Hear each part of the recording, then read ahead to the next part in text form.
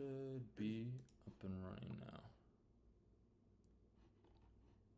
I hope. It says it's there, but it's also like it's not.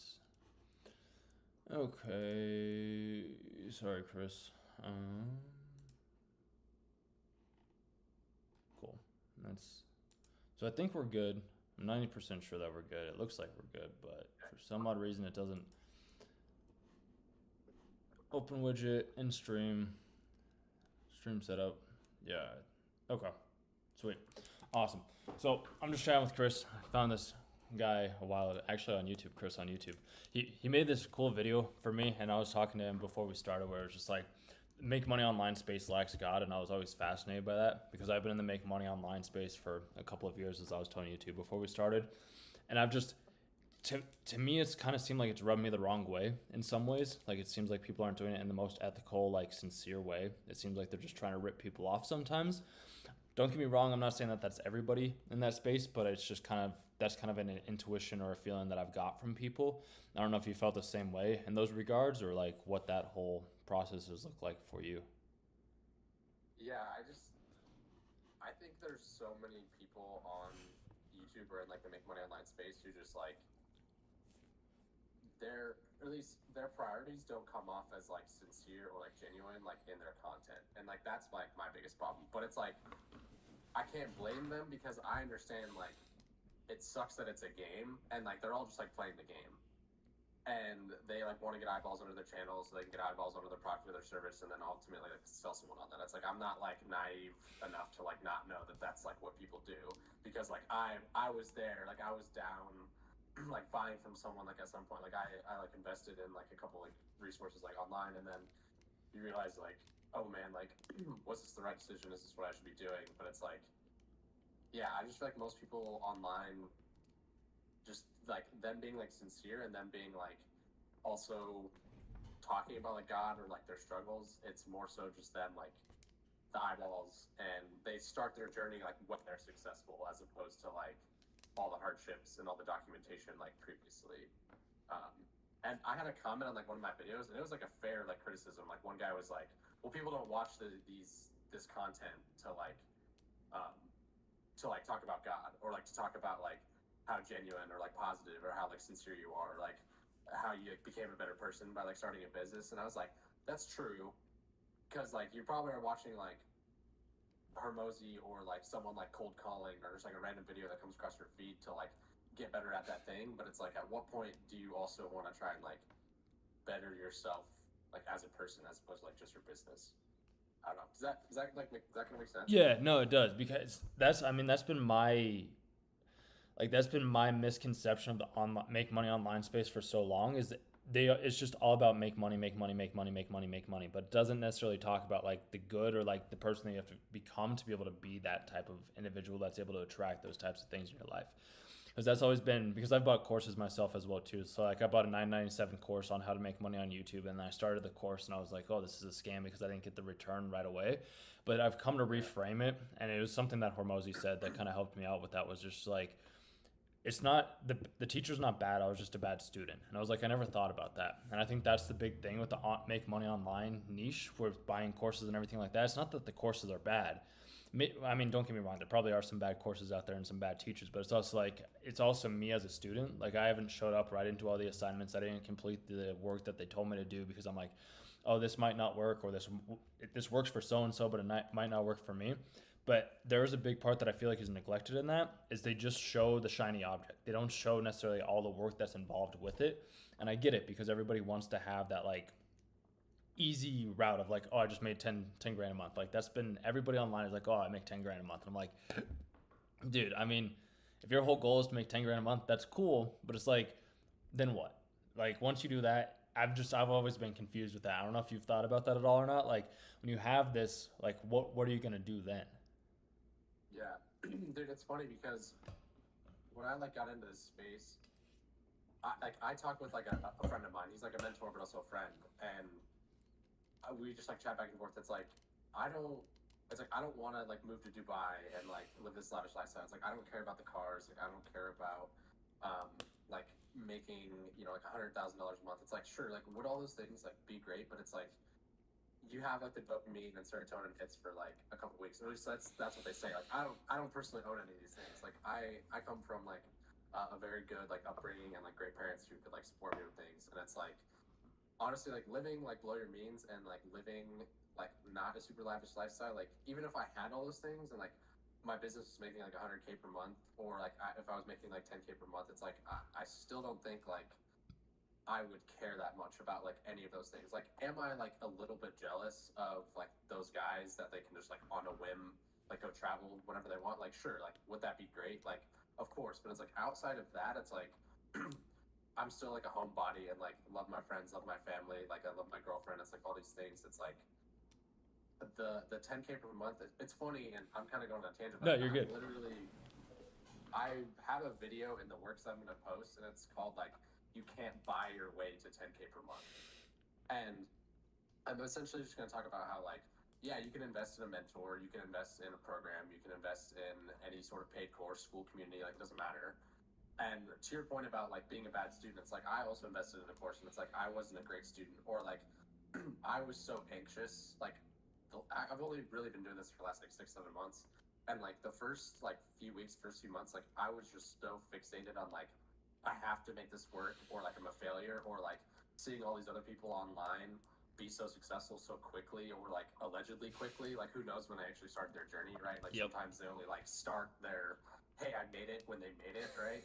Um, and so I was essentially just like, my worst enemy is me, and then me just like consuming so much content. I'm like, I look at all these like lavish lifestyles and see everyone making like 10K per month, and it's like, oh, I'm a failure, or oh, I'm not good enough because like I haven't gotten there yet. And it's like, the only way you don't get there is like if you quit. And like, dude, there's so many days where I'm like, I just want to like quit, like go back to my old job, like give up this whole like online thing, and it's like, is it even going to be worth it? And yeah, it's everyone claims that they make 10K per month online, but I had another friend of mine who's like, we literally just like scroll through like one percenters and like the people who are making the most. Like I think there's some stat that like 90% of the tweets on Twitter are like 10% of the accounts, or like something like crazy like that. It's like literally like all the information is that like gets put out there on like a lot of these platforms is literally just like the tip, like the tip of the iceberg. It's like Mm-hmm. not like most people.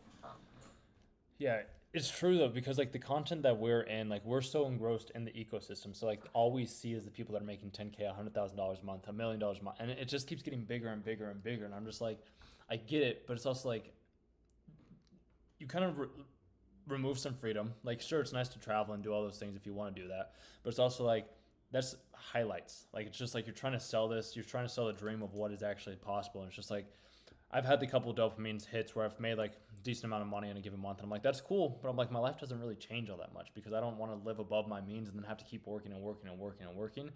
I like the idea more of like having the freedom to do what I want to do every single day, like being able to have a conversation with some random dude that I met on the internet. Like I find that stuff fun Yeah, because like it's yeah.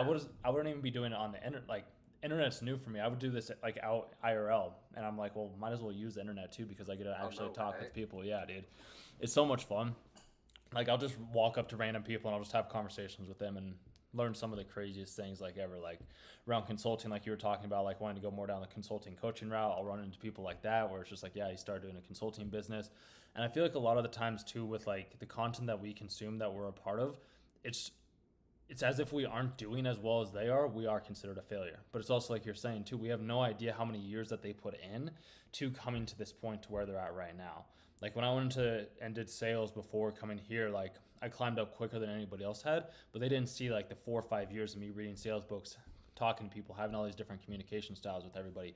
So like that's what I'm wanting to do and what I'm trying to like kind of convey as well too. And maybe I've kind of got the same intention that you were in that same place as well, where it's like showing that there's a lot more work involved in getting to that place and that the money's not necessarily the goal. It's more of just like going and trying something new because dude, I've been in the same place where like I could go back to my old job and like go back to the like the normal space of not doing like the make money online stuff. But I'm also just like, what if it does turn out better than I ever imagined? Like what if things just end up working, you know? Like then what? Yeah, dude, that's actually I think about that all the time, and I'm glad you said that because I had never really like put that in perspective of like what if it turns out like even better than like it could have, because I think I just have like this number like in my head of like if if I just get to like, 8K per month or like 10K per month, and like everything is gonna be like better off. Or like, oh, we're not like stressed about like certain things. But it's like I just want to do something that like I wake up like every day and I'm like proud of and able to like actually build business and like help people, like whatever that ends up being. And I've had like a lot of thoughts like in my head of like what that could be.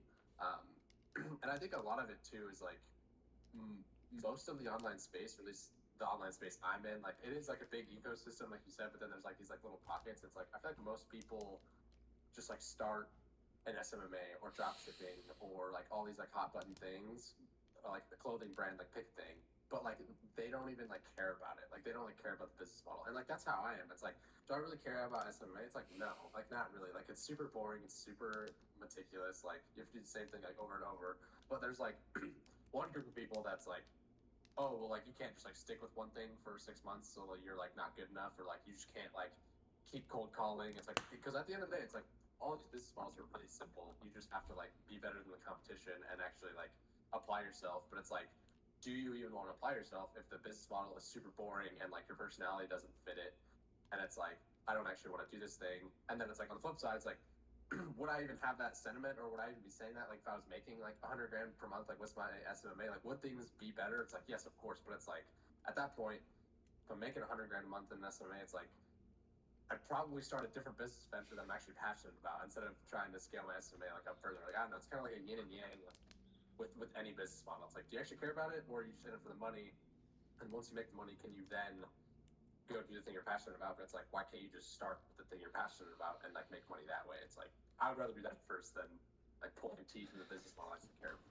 I'm the same way, and that's why like, have you found what your passion is? Like what you, because I know you were talking about Google Ads. You had one client where like your Google Ads wasn't working out all that well. Like, have you figured Yeah. out the other, like what your main passion is, by any chance? I mean, yeah. So I have like 3 clients like right now, like for my SMMA, and like things are like going like decent enough, like for them. Excuse me. And then I've had this idea for like the longest time of like starting like a traveling like podcast, and just like traveling around like the country and just like interviewing like people. Um, and like that was like before I even like had like when I was at my old job and before I even like started like an online space. Like I just like had this idea of like buying a van and having it be like a pop up, like almost just like a pop up like studio like podcast thing where I could just like go like interview people. And I think that'd be really sick. And like again, like how do you monetize that? Well, it's like, well, you get enough views, like you get sponsorships, like you do that sort of thing. And like maybe that's still like a route that's like viable, but that would be like still maybe in the online making money space. I mean, like it is. It's just like another pocket of like the ecosystem that would like exclusively be on like Instagram, probably TikTok, and like YouTube. And I'd like figure out how to like edit it well. And I would, I don't know, like. And then you're probably gonna ask me like, why don't you just like do that? It's like I don't know. No, so I was more leaning more towards like, what happened about you being a homebody? Like, if you're traveling around all the country and going different places, Yeah, how does that fit in? yeah, exactly. That's a great question, because like I tell people, I'm like, oh, I want to like go travel, but I mean, even just this last weekend, like I was back home like for the 4th of July, and like brought my girlfriend home to meet my family, which was awesome, and I got to see like my cousins and like all my aunts and uncles and everything. And it's like, I think like right now, I think the way I could justify it is like I don't see them all that often, and I'm like only a couple hours away, like from like where they live.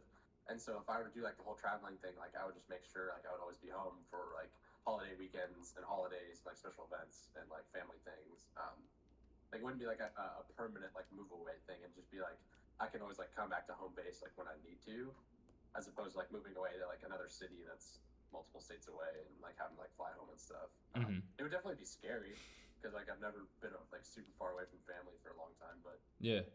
yeah, Are you not somebody that needs like lots of space then or anything like that? Like, are you chill having just the bare essentials then? I would like to think that I am. Maybe like a couple weeks in, I'd be like a little like hesitant like about it. But yeah, I like actually, yeah, I take that back. Some of my friends, they think I like live like a caveman sometimes. Like for the longest, like I just like I'm kind of a minimalist. Like I don't need a whole lot of things. I think it'd be different if you're only in like a bus or like a van that's like a certain amount of square footage. I don't know. It's definitely like doable. It'd be a cool experience. Yeah. Because I had pitched that idea too beforehand. I was like, oh yeah, I'll just go to the beaches and I'll just like have a van door and I'll just open it up and I'll have people come in and we'll have like podcasts and things like that. I thought it was a Yeah. cool idea, but I'm just like, I don't know. Like me being how I am, and maybe you're the same way too. Is like I like being in the same place more or less, like because I've always had this question too. I'm like, am I willing to travel because everybody else online is showing that they're traveling, and like that's the thing. So it's like, Yeah. oh, I see everybody else traveling, so that means that I need to go travel. So that's always in the back of my mind too. I'm like, am I doing this because this is what everybody else is saying you needed to go do to be able to find yourself? But I spent 6 months, dude, like just being in the same place that I was at. And in those 6 months, like I've changed emotionally, physically, and spiritually. Like all three of those. And I didn't have to go travel anywhere else. I didn't have to go all around the world. Like I found it right where I am. So I'm like, there's benefits to it, but also at the same time, and these are just questions that I ask myself is like, do I want to travel because everybody else is telling me to travel? Do I want to travel because I want to travel? And that's just my thing because I feel like it's cool getting to talk with people, but it's just like I can also do it this way too. Like I can talk with people anywhere in the world just like this. So it's kind of the exact same concept. Plus, this way, like if I want to travel somewhere or I want to go on like a make money space or whatever it is, it's like I can still reach those people this way. So it's just, Right. it's tough. But I do like the idea that you have, and it's just, it sounds like you could do it. It's just there's something that's holding you back, but you don't know what that is, I'm guessing. Yeah. Probably. I mean, I think it's probably just like money. It Mm-hmm. is not that I don't have the money to like invest in it. It's just like, would it be almost like a ticking time bomb of if this doesn't work or I can't like monetize it or I don't like market it like good enough, like is it just gonna be like a 3 month like vacation where I make like no money or like whatever and then um, just then like hang it up after that, which I think I wouldn't know that until I try, and I think that's the main thing is like, do I waste 3 months of my life like? But I can't look at it that way. Like I gotta look at it as like an experience. I'm gonna meet people. I'm gonna like have these crazy experiences, and then if I have to come back and pick up my old job or pick it back up and keep doing like the online like make money space, then like so be it. Which honestly, I kind of wish like there's probably like this alternate like reality where like I did that instead of doing this whole like make money online like rabbit hole because you said something earlier that I like really resonated with. It was like, do I want to travel because someone else is like traveling and like I've just seen it and like that's what I feel like the whole like online space like why I came into it in the first place. Like again, like did I make the conscious decision to like step away like from one of my jobs? Like yeah. Did I make the conscious decision to like buy a course? Like of course. Like did I make the conscious decision to like make a lot of friends like online that like we chat back and forth and like check in on like how our businesses are going? Like of course. But it's like I almost felt like I was just like sold to like this whole time. Like granted, like did I make all the conscious decisions to like let these people into my head? But it's like I talked to this about with one of my buddies, and he's like, well, yeah, dude, like if you're only consuming make money online content or like the next best way or the next fastest way or the easiest way in 2024 to make 10K per month, he's like, if that's all that's consuming you, and that's all you see on your Instagram feed, and that's all you see on your YouTube feed, like of course you're gonna like have this wiring in your brain that like I have to do this, and so it's almost was like, did I even like want to like step away from my job? It's like not really. Like it was a good job. Like I love my coworkers. It's like, did I want to like invest in a course like for SMA? It's like, well, I mean, like I guess I did. Like I convinced myself I was gonna make all this money, and like, was I the best student? Like to your point, like way back earlier, like no. Like did I give it my all? Like no. Like am I still giving it my all? It's like probably not. Like if I gave it my all, would I be further off? Yeah, but it's like again, it comes back to the business model. It's like, do you even like care about this thing in the first place? And like, yeah, I just feel like the last like 6 7 months have just been me wrestling with like, what the heck am I even doing? Like, what am I even doing? Like, I don't know if you feel that way. I'm sure other people feel Oh, that way. It's like, dude, all the time. And I was gonna because I'm like I feel like it all the time. I was more wanting to ask like how have you dealt with that? Because I've dealt with it in my own unique ways. So I was curious as to like how yeah, you've dealt with it, like from because everything is just like it's being conditioned into our minds by somebody else. And it's like, am I actually the one that's making this decision, or have I just been 100%. influenced my entire life to make this decision? And it's like, what is going on? So like, I guess I'm just more curious as to like how you've kind of like worked through that. Yeah, yeah, that's a great question. So, dude, I'll be honest with you. Like, April and May were like probably of this year, 2024. Mm-hmm. April and May were like probably some of the most like depressed like I've ever been. like in my life, which like sucks because you ask my friends, you ask my family, I'm like super happy guy. Like usually don't let things get to me. Like I'm usually the one like checking in on people and like just very like vibrant, like happy, like always have a good relationship with just like everything that's like going on. And I never really felt that way until so like so I went to college and my freshman year of college was just like I thought it was going to be like more than it was, and it just like wasn't. Like I can get into that maybe, but it's not super important. It was just like by the time COVID came around, which was like March of 2020, it would have been my second semester of my freshman year. I was like so anxious about like picking a major and like if people liked me and like my involvements and just like all these things, and just felt like a lot of imposter syndrome and just a lot of like anxiety, and I felt horrible. And it was like, and then I went home and everything was like honestly like COVID was good for me because like I say like good because I was like back home surrounded by like my friends and family who like were really good just like community for me. And then like fast forward to 2024, like it was those feelings but just like on like steroids. Like there were like certain days I didn't want to get out of bed. There were certain days where like I didn't want to hit the gym. Like there were certain days where I was like, this sucks, I don't know what to do. And like I don't know where you stand now. Like you said, you've grown like spiritually and everything. Like I'm, I'm like openly like Catholic, um, and like big Christian. And I just knew I was like, I'm pretty much at rock bottom. I don't know what else to do. And so I started going to daily mass like every day. Like luckily, like one of the benefits of like the Catholic Church is like you can literally go to church every day if you want to. And so I just started waking up at like 6 a.m. and like one of the churches like near my apartment has mass at 6:30, and I just started going like every day for like 2 weeks.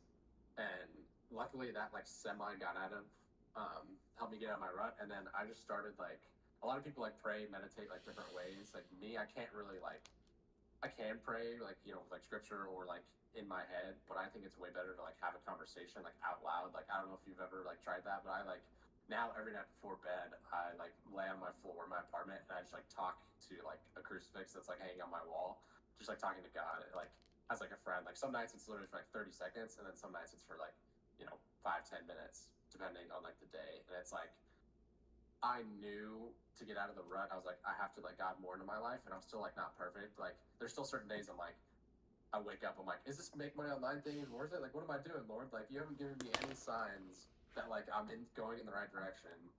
And it's like He probably has. I've just been like blind to seeing them, or like the signs He wants to give me, I like don't want to see, which is probably usually the case. I mean, like that is the case, but essentially, long story short, is God, and then having more relationship with Him, and actually like talking to Him, and then trying to trust Him as much as I can, even when I don't, and I don't want to. It's it's challenging, dude, because like when you think that, see it. So I was going to, I've tested around. I've gone, yeah, I've gone down a couple of different routes as well too. So like I was going into this church called Brave. I don't know if you're familiar with it at all or not. I don't know if it's Catholic or not. I'm not entirely sure. I like learning about all different types of like religion, spirituality, like I just like learning about everything to try and figure out like and create my own values, kind of like a philosopher does. So it's like I don't want to take one way as like a doctrine. I'd rather like take lots of different ways and find out what works best for me, because a lot of the things that I've seen out in the world are very what's the word? They try to help out everybody else compared to helping like the individual. They're focused more on the masses than on the individual person themselves. And that's what I've come to realize. So I'm like, why not create my own core set of values and principles to live by, and take pieces from things that I agree with and things that I don't agree with. So that's why when like I hear yourself, because I'm guessing you're what, 23, 24, something like that? Yeah, I'm 23. Okay. Yeah. So I got into the online space, the make money online space back in, it's been about 7 years. So right when I was 21ish or so. Whoa. Yeah. So, and I haven't made a single dollar online from doing it. And that's where like, but it's also because I haven't like, I dabble my toes in it from time to time, because I didn't want to have to be, like you were saying, like you were sold on this idea of like SMMA, like you're going to make all this money. And I'm just like, I don't like the idea of them selling people that are like at their low. It's just never been my thing. And I'm not saying that you were at your low, but I just know that there are people that are at their lows and they buy this and then they're expecting it to change their life. And it does, but it just doesn't change it in as quickly as the time as you want it to. And it's like, well, crud. I was betting on this for 6 months, and it's like you can, but you might not have the skills to be able to like acquire those said like things. But clearly, like you do have the skills because you have 3 clients, which is incredible. I just look at it in terms of like there's so many different aspects out there and everybody's telling you what has worked for them instead of allowing you to figure out what works for you yourself. So that's why I like how you like are talking, because like some people like me, I'm big into meditation and prayer, but I'm more of a silent person. So like I'll go out into nature, I'll go out into the woods, like, and I'll go do that, and that's where I like connect to God in a sense, or even just when I'm having conversations with everybody else too, like I'm connecting with God in that way as well too. So it's just whatever works best for you, I found is like the best thing to do. And that's just my approach on that.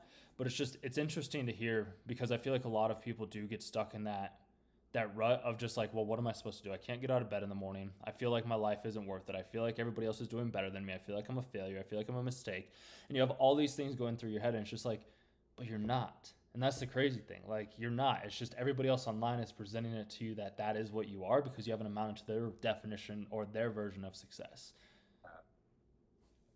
Yeah, dude. I needed to hear that because like I try to tell myself that, and I know I'm sure you probably tell yourself that too. But it's like you've had those lies. Like that's all they are. Is like they're lies, and it's more so like the devil or like the evil one or just like all these like bad things like in the world, like telling you like you're not enough, you're never gonna be enough, like you're a failure, like all these things, and then you like start to believe it. You're like, oh well, like yeah, like I haven't hit X amount of money or X amount of followers or like gotten that job or you know had straight A's or like you know pick a thing. It doesn't have to be online space. It's like you convince yourself like because I'm not fill in the blank, like then I'm a failure, and then you like start to believe it, and then like it just like compounds and like I don't know, like for me, just like getting out of that is like hard because like then you just like spiral. Like it's so easy to spiral and be like, oh yeah, like well, like one thing went bad, so like may as well just like not care about anything and let like everything like be bad and yeah, it's just wild. I think is all.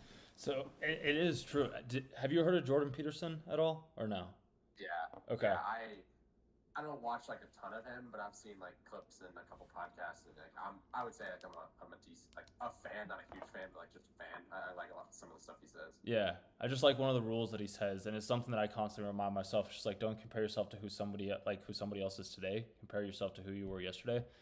And that's always the thought that's in the back of my mind, because there are all these people out there that like it's messed up, and it's why I'm wanting to like try and change it, because it's just like you are where you are, but then they make you feel bad, even though it's not even them making you feel bad. It's you making yourself feel bad because you aren't where you think that you need to be, because there's somebody else above you, and it's just like that's where they are at. Like you don't know their past, you don't know their upbringing, you don't know the things, you just like you were saying earlier too.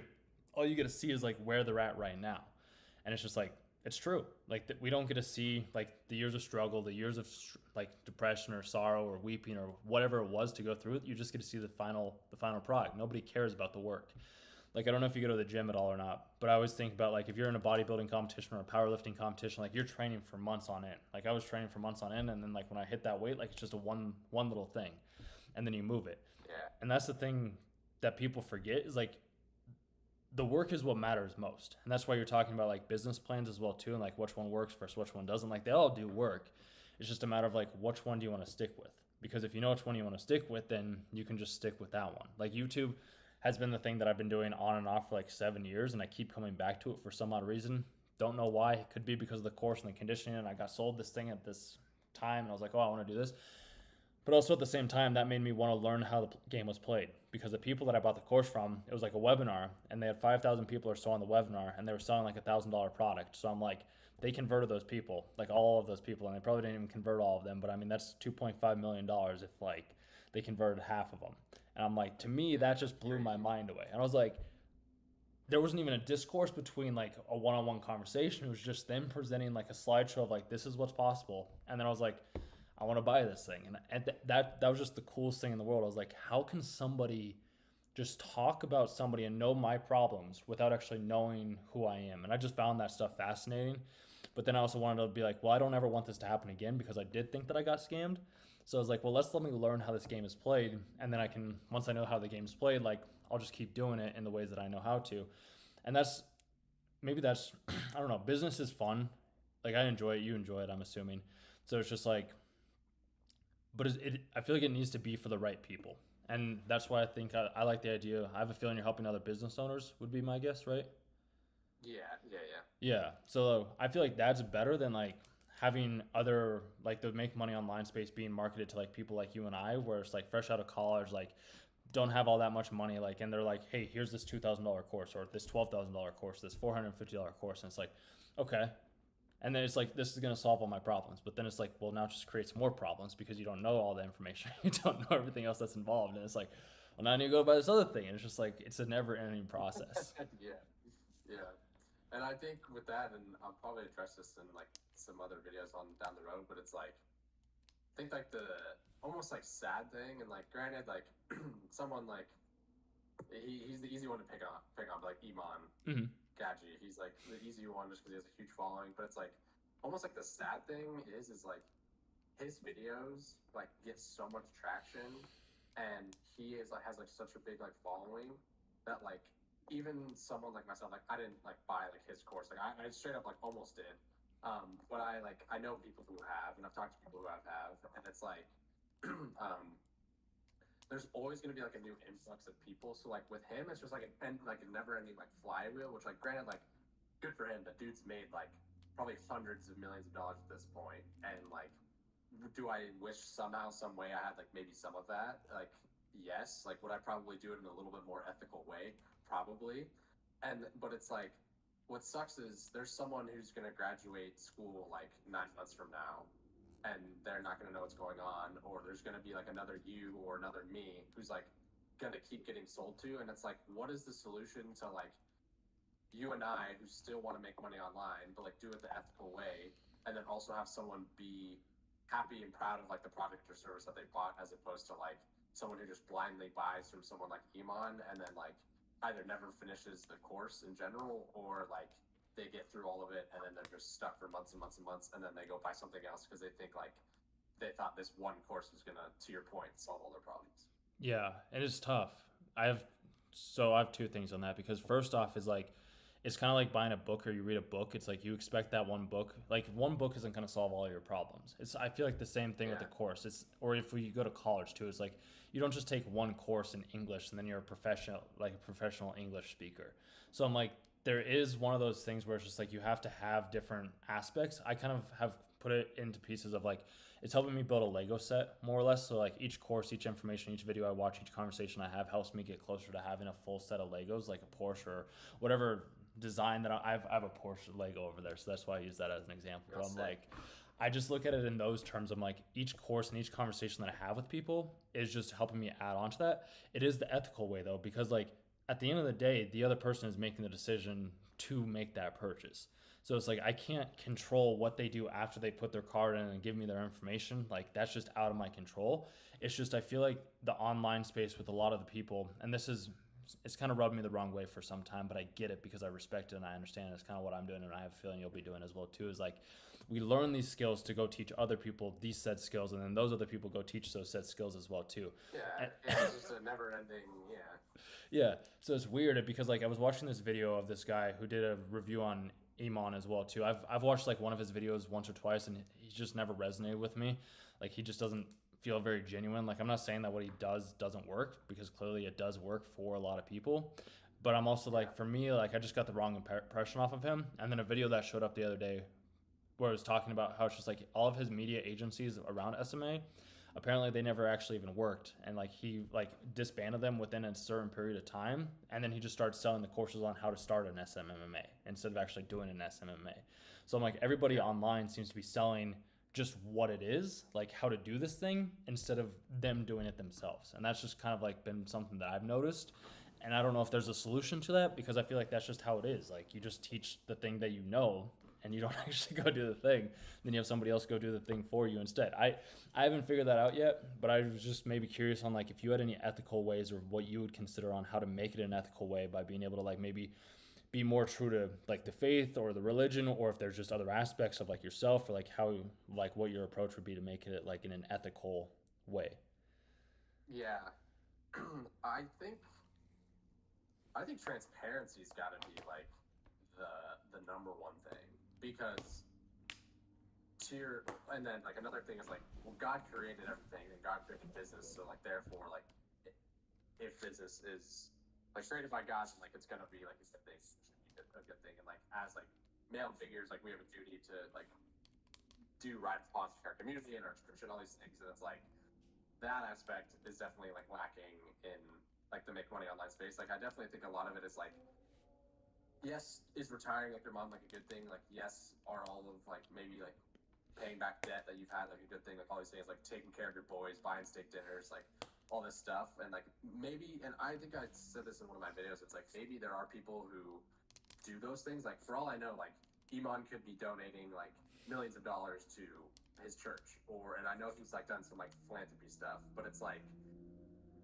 he's never like come out and had a video that's like, hey, yeah, like the reason I closed down my SMMA was like XYZ. Like he did have a video that said like, yeah, I closed down it, but it's like there's all these like exposing videos of him like not making as much as he said he did with his SMMA, and then like it's like the gold rush like analogy. Like there's tons of videos out there that you just sell the shovels and make a bunch of money off the shovels as opposed to like digging for the gold. It's like let everyone who buys your course go dig for the gold. You just sell them the shovel, which is your course. And it's like it's anyone who's been successful. Like was Iman successful with his SMMA? Like no doubt. Like was it to the extent of like hundreds of thousands per month? Probably not. It's the same thing with like most drop shippers, most like growth operators, most like brand people. Like a lot of them nowadays, like they made their money and probably like got to the tip of the iceberg of like I can only cap out so hard, or to get to this next like figure mark, like 6 to 7 is going to take way more effort and way more time than I want to do.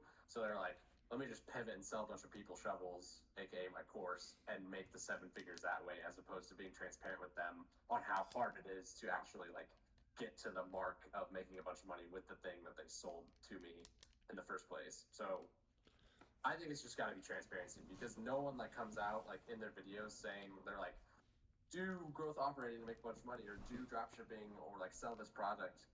And it's like, do you even still do that? It's like, do you even do the thing that you're like telling me to do anymore? Or like, is it even to the extent that like you claim it can still be done? That's true. So I just okay. So I thought about two things. So one, isn't that kind of what professors at colleges do too? Like they're out of the space for so long and yet they're still teaching that said thing. Like I feel like that's how colleges are. Like a lot of professors at school, like they're teaching something that they themselves might necessarily be in. Like they could be teaching a business class, but they don't run any successful business. They're just reading off of a textbook. But we don't consider that wrong or immoral. People pay hundreds of millions of dollars to go to prestigious Yeah. schools. So I'm like, is what's the difference between that versus like just some random guy on the internet that has done this said thing and is teaching you how to do it? Like I feel like there's a disconnect there. At least there has been for me for some time. And then the other thing too was like, if that is the case, if everybody is out there and transparency is key, then yeah, it's is it is it wrong? Do you think it's wrong to be selling the shovels, or do you think that like you just figured out how to play the game? Because I was talking with this guy. He does consulting. He's not necessarily in like the make money online space, but he has been in like he started up multiple different companies. He's the CEO of like fiber optics. Like he's a very successful guy, and he's just got a consulting gig where he's like 1,000 6 figures a month basically doing consulting for a home building company. And he was telling me, he's like, hey, if you find a loophole, use it. And I'm like, I guess Yeah. that's true. But it's like, I want to do it in a moral way, like in an ethical way. Like, because I look at it in terms of, and maybe you do as well too, is like the information's out there. It's a matter of, are you willing to educate yourself on getting that information? Because you didn't start out with an SMMA and just know exactly how to do it right off the bat. Like you had to read, you had to study, you had to watch other people, you had to study, like going to school. So it's like, is it wrong for you to profit off of it in the ways that like you can? I don't think so, but it is true of like what is moral, what is ethical, and yeah, why not sell shovels when everybody else is digging for gold? I don't know. Yeah. I don't know if there's a solid answer to that other than just like as long as you know you're doing it for the right reasons, regardless of what everybody else says, doesn't matter because Iman, he probably gets lots of hate. I don't know if you ever watched Grant Cardone at all or not, or if you've ever heard of him. Yeah. I know him. I've only seen like reels of him. I don't think I've ever actually like, sat down and watched like a podcast or have like a real honest opinion on him. I know he gets a lot of flack online too. Yeah, which he said something to me a while ago. He's like, publicity is publicity. It's just like good or bad. Like it doesn't matter. Like he's like, I want people to hate me because then the people that hate him will talk about him. Somebody else will go up and look him up and be like, wow, I actually resonate with this guy. So I'm like, Yeah. it's interesting because like, And there's this whole thing too. I don't know if you were in like the red pill community or anything like that with like all these other girls and everything like that that were online and like they go on like the freshman fit. I never watched that podcast or anything like that, but I watched something a little while ago where that was their biggest source of revenue was going on those podcasts that weren't actually like to help. That was like they were trying to bash on them, but then all these other men would go and buy their accounts and buy their things, and I was like, this is just messed up. Like there's all this other stuff that's going on that we never actually Interesting. see. So I'm just like, until you open your eyes and you actually like are willing to pay attention and like look at things from a different angle and understand how they work, people are just blind. So I guess that's kind of the same thing with the make money online space. Like you can help people in and maybe teach them possibly how to become more aware of those things. I don't know. That's just something that I've kind of thought about a little bit. Maybe I don't know. It's just interesting. The other thing though too was like growth operating. I'm still not exactly sure what that is. I see it all over now, and everybody's like, "Oh, how I made 6 figures a month from growth operating." I'm like, "What is this now?" I don't know if you have any Yeah. insights into that a lot or not. So from what I can gather, the stupid way to do growth operating is to pitch someone a course, or excuse me, pitch someone that you will like run their like paid community for them. Like that is like the I want to say like really like watered down dumb version of it. So essentially like you partner up with the creator and you're like, hey man, like I think you could do a really good job like selling your knowledge. And so for a reason the creator is like, I don't have the time, energy, the resources to like do this the right way. So I'm gonna partner with someone, and his sole job is to like market for me, get me eyeballs, funnel people into like a paid community, and like sell my like product or service through that like paid community. Essentially, like that's what like growth operating is like. And so now, like of course, like this business model, like from what I would understand is there's all these like young teenage kids or people who don't know what they're doing who now all these like big high-end like influencers or like business owners who like want to start a school community or want to start a paid community. It could be on, you know, it could be on Discord, it could be on other like platforms, right? It doesn't have to just be on school. But they are now pitching them like, hey, let me just like start a like school community for you, and then you like take like X amount of like the profit, when in reality like you need to be good at copywriting, you need to be good at like marketing, you need to be good at like funnel building, you need to be good at all these things, because like if it's a bad product, no one's gonna buy it. But if people get like funneled into a community and like the actual like paid course in the community is good or the product or service is good, then like people are gonna keep coming around. Um, that's essentially like what it is, and like I don't know much past that because no one in like my immediate circle like does it or has done it, or I haven't asked if they know someone like who does it. But I think it's just like another fancy way of like partnering with someone, because again, like to your points earlier, like it's all just about you're just selling information. Like at its core, like that's really what like the make money online space is. It's selling information. And you had asked like, oh, is it like ethical? It's like I think if you're doing it in the right way, like it's ethical. Like again, like someone pays you like $50 for like, you know, it could be a webinar, it could be anything. So like if someone wants to pay $39 a month to join your school community on like how to get super jacked and be like a bodybuilder, like great. Like you can either spend all your own time going to research that online, or you can trust the person who made the community, get in there and get like some decent information. Um, but yeah, growth operators just help other creators monetize their audience and their communities. And I believe is that's that different from SMMA because it sounds almost identical?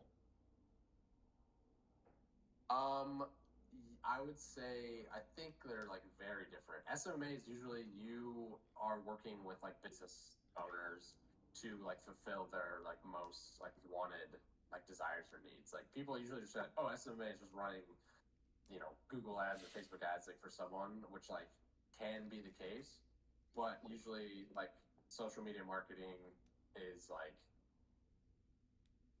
pitching a business owner whatever they do. Like it could be like window washing, could be a realtor, could be something like a lawn mowing service, and you're essentially trying to get them more business through like paid advertising. Whereas like Mm-hmm. growth operating is like you like if I had a big community of um, like you know thousands of people, and I like for whatever reason like didn't have a product or service, or we wanted to like synthesize all my YouTube videos that I've ever made, we would then like put it in a school community or put it out somewhere that someone would have to like pay for it, or it would be free, and then you'd have like a high ticket like one-on-one mentorship, and you would just like funnel people into like a school community or like a paid community that way.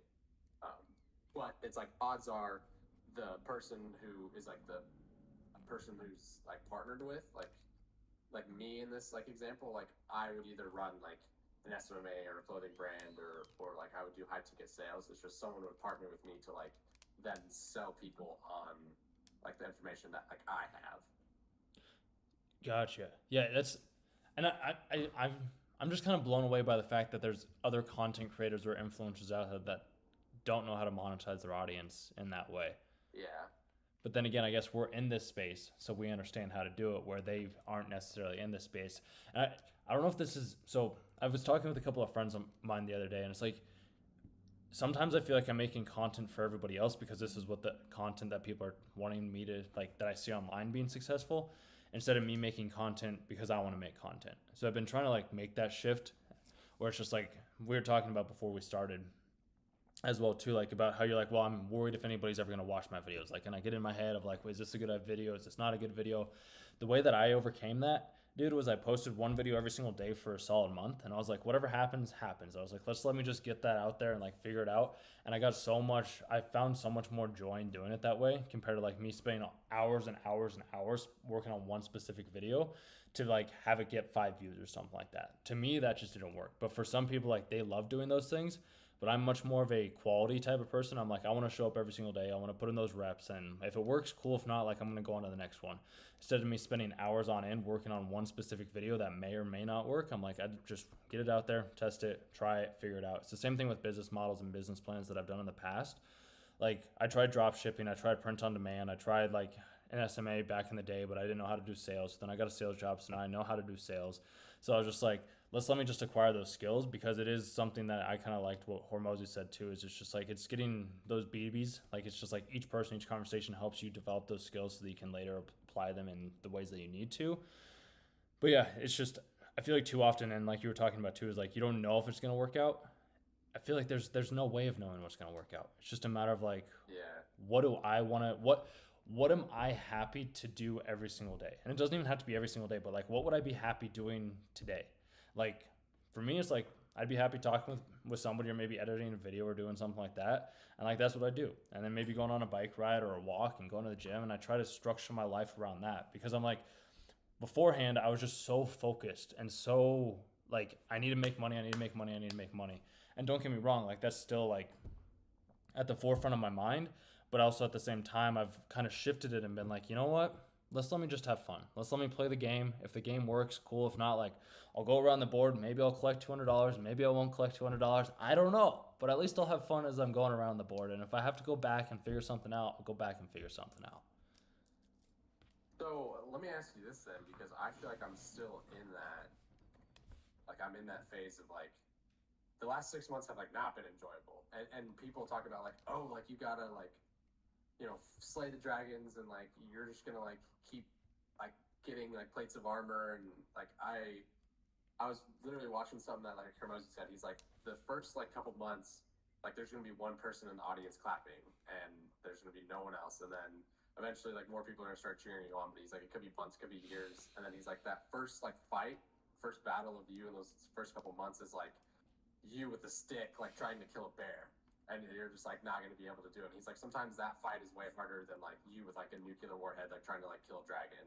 And it's like, not that like all your problems like get like easier, it's just like you've experienced more and you've like done more, so like even like the bigger problems, they like don't seem like as crazy. So like, for you, do you feel like you're still like trying to like figure out everything? Like, I mean, you never have it all like figured out, but do you just kind of like go with the flow more? Because I feel like I've just been not like miserable for the last like 6-7 months, but just like, what am I even doing? Like, should I keep doing this? Like, if I give up, like, am I a quitter, or like, should I just like pivot and like do something else? I don't know what that something else is. Like, I don't know. Yeah. So I was kind of in the, not even kind of, I was in the same boat as you. So like, I didn't, yeah. So I didn't understand emotions for the longest of times, and I was like, I didn't get emotions. I just didn't understand them whatsoever, and I knew that I needed to have them. And then also, do you watch anime by any chance, or play video games? I used to play a lot of video games. I never really got into anime, but yeah, I used to play a lot of video games. I don't make them a priority anymore just Hmm. because I don't have the time. Do you have a video game in particular that like you understood that like you played back in the day that was like a good video game by any chance? Like Oh man. Borderlands is the one that's popping into mind for me, but I don't know if Oh you. yeah, I love Borderlands. Okay. Give me a Borderlands now, Okay. dude. So I look at my life right now as Borderlands because like my buddy and I we would always play that game like nonstop, and if you remember like in the first like level it was so hard to beat like the enemies and like the little like rats that would crawl out of the caves and everything like that, and like you'd shoot them like 50 times and like they'd never die. So I look at my life the same way because then when I come back to that same level, my buddy and I would always go back to the same level because we're like, let's just see how much we've improved from like the very first time when we started. And we go out there and we like blast them with like one shot and like we barely like it does twice as much damage as what like their HP was at. So I look at my life the same way because there is always the question of like, do you want to pivot? Because like if you've been doing it for 6 months, but you have clients, like you do have that. I'm always under the impression I'm like, do you enjoy what you're doing? Because if you don't enjoy what you're doing, then pivot. Because like I've pivoted and tried different things with YouTube channels. Like I've tried multiple different things, but like YouTube's the one thing that I keep coming back to. I don't know why. I think it's just I know that I can reach so many more people. And that quote that you said around Hormozy too, of like there's just that one person clapping in the audience and it's yourself, bro. That's me every single every single day, Yeah. dude. Like I've worked on my endurance a lot because I think endurance is one of those skills and traits that you need to have as an entrepreneur, as a business owner, because there's going to be days where like you are just out there, you have no idea when you're going to get back, you have no idea what's happening, you have no idea like where you are. Like I've gone on a couple of rides, or like if you go on a road trip or something like that, and so you're driving somewhere and you think like, oh, are we ever gonna get there? Are we ever gonna get there? Are we ever gonna get there? And then you get there, and then when you come back, it happens like that. You're more familiar with it. So I look at it that way, where it's just like going there takes so much longer because you're unfamiliar with the necessary steps to help you get there. But once you're there, it's so much easier for you to go back because you've already seen everything that you needed to see. And I like seeing that as a perspective, and that's the thing that keeps me going because I am much more of a like go with the flow type of thing. People will ask me like, "Caleb, what are you doing? Like, how are you?" Like, I'm like, I have no idea. I'm whatever happens on the day is the thing that's gonna happen. So that's just been my approach with things lately because for the longest time I was so focused on trying to outdo and be better than everybody else. Well, at the same time, I was becoming better myself by doing the things that I wanted to do. And I found out that like money's great and money's important because like it does create like life, it does put a roof over my head, but I'm like if I'm having to sell my soul and if I'm having to sell like my dream just to be able to make somebody else happy that is a random person on the internet that I'm never going to meet, I'm like why am I doing that? So I took the step back. I left a job as well. And I was like, let me try this. Let me test it out. Let me give it a go. I'll go with the flow. Whatever God needs me to do is the thing that I'm going to be doing on that day. Like, there's a reason why your video showed up on my homepage because maybe this was, you were saying, like, God was trying to give you a sign. Maybe I'm the sign. Who knows? Like, it's just those things. Like, because you can pivot, but it's like, what if you pivot? And you maybe are familiar with the meme where it's like you have the diamond guy that's like walking and walking, and one guy turned around, but if he just hits one more time, like, Yeah, he has all those diamonds. yeah. So it's hard because it's like if you didn't have clients, then by all means I'd be like, yeah, maybe try something different. But it's also like if you're enjoying what you're doing, like are the clients paying your bills right now? Because like if you just have those three clients, have them pay your bills and then try to transition more into like something that you do want to do. Because Yeah. that's what I did when I first started. Like I'd go to my normal job in the morning, I'd get the paychecks, and then I'd come home and I'd read, I'd study, I'd edit videos, like I'd do all the research, all the study and everything like that, so that then I could be better to be in a position like I am at right now. So it took me forever, and the only reason I ended up leaving my job was because I was like, I had seen too many things to be like, this is like, I know that I can do this now. Like I have proven to myself that I can. Like if I have to, I can pick up the phone. If I know how to edit videos, I know how to sell. Like, and once you know how to sell, dude, like you're never gonna be short on money ever again.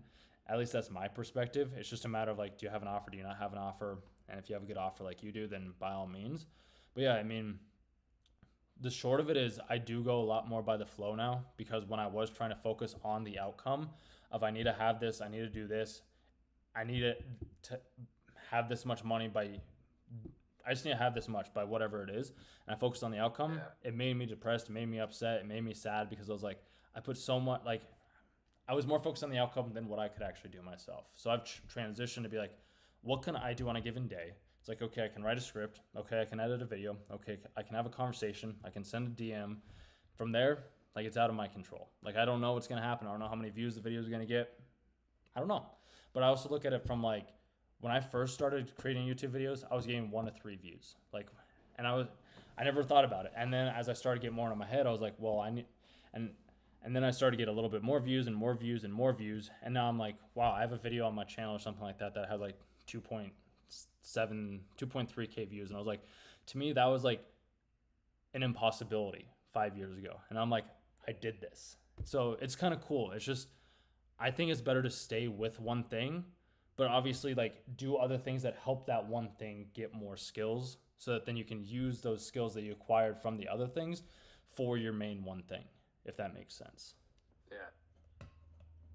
Yeah, no, that makes perfect sense. Because where I'm at right now, it's like, that's so true. Like, I've been so fixated on, like, I need to make X amount of money by, like, X date. Otherwise, like, I have to quit everything, or, like, it's not going to work out, or, like, I'm a failure, and, like, all these things. And I think what you said is really good. It's like, just focus on the things, like, every single day, and it'll end up working out as is. And I think I sometimes get so fixated on like roadblocks that like I can't even account for, and get like super bummed out like if something like isn't like working well, or like like some random thing pops up with a client, or like, oh, a video doesn't get like X amount of views. It's like, okay, we'll just try again the next day and like keep going, and just see what happens then. But I definitely could like use more of that and do more of that, because sometimes I'm just like, I let one bad thing just kind of derail everything. It's like, well, you literally just built all of this up till this point, and you're gonna let this tiny little thing like stop you. It's like, no, just like go around it and keep going. Because is it really a roadblock? Like that's Probably. I mean, no. Because like it really, like I like to look at it as it's kind of like it's just this. Like I have no idea what it is. Like I'm the one that's saying it's a roadblock. But what if this is a learning, and it's our minds do this thing too. But it's just like, what if it's a learning lesson that's helping you, so that the next time that same situation comes up, you're better prepared for it, so you aren't as stressed out, and you're like, oh yeah, I got this. Like we've already done this with 5 other clients. Like this happens all the time. I understand it. Like we're working on finding solutions on how to make sure that this doesn't happen all the time. And like once we have that, like we get it. But like right now, this is just the thing that's part of the process. I apologize for that, and we'll get working on it. Like I'll have it fixed up for you within the next X amount of time or something like that. And then your client's like, oh, okay. Like Chris actually cares. Like he's actually trying. He's actually paying attention. He's not just like, oh, screw this. I'm going to go, like, I'm done working with you type of thing. So I feel like it's one of those, one of those perspectives, Yeah, that's really good. What do you see like yourself and the online space, like, I guess, where do you see yourself in like a year?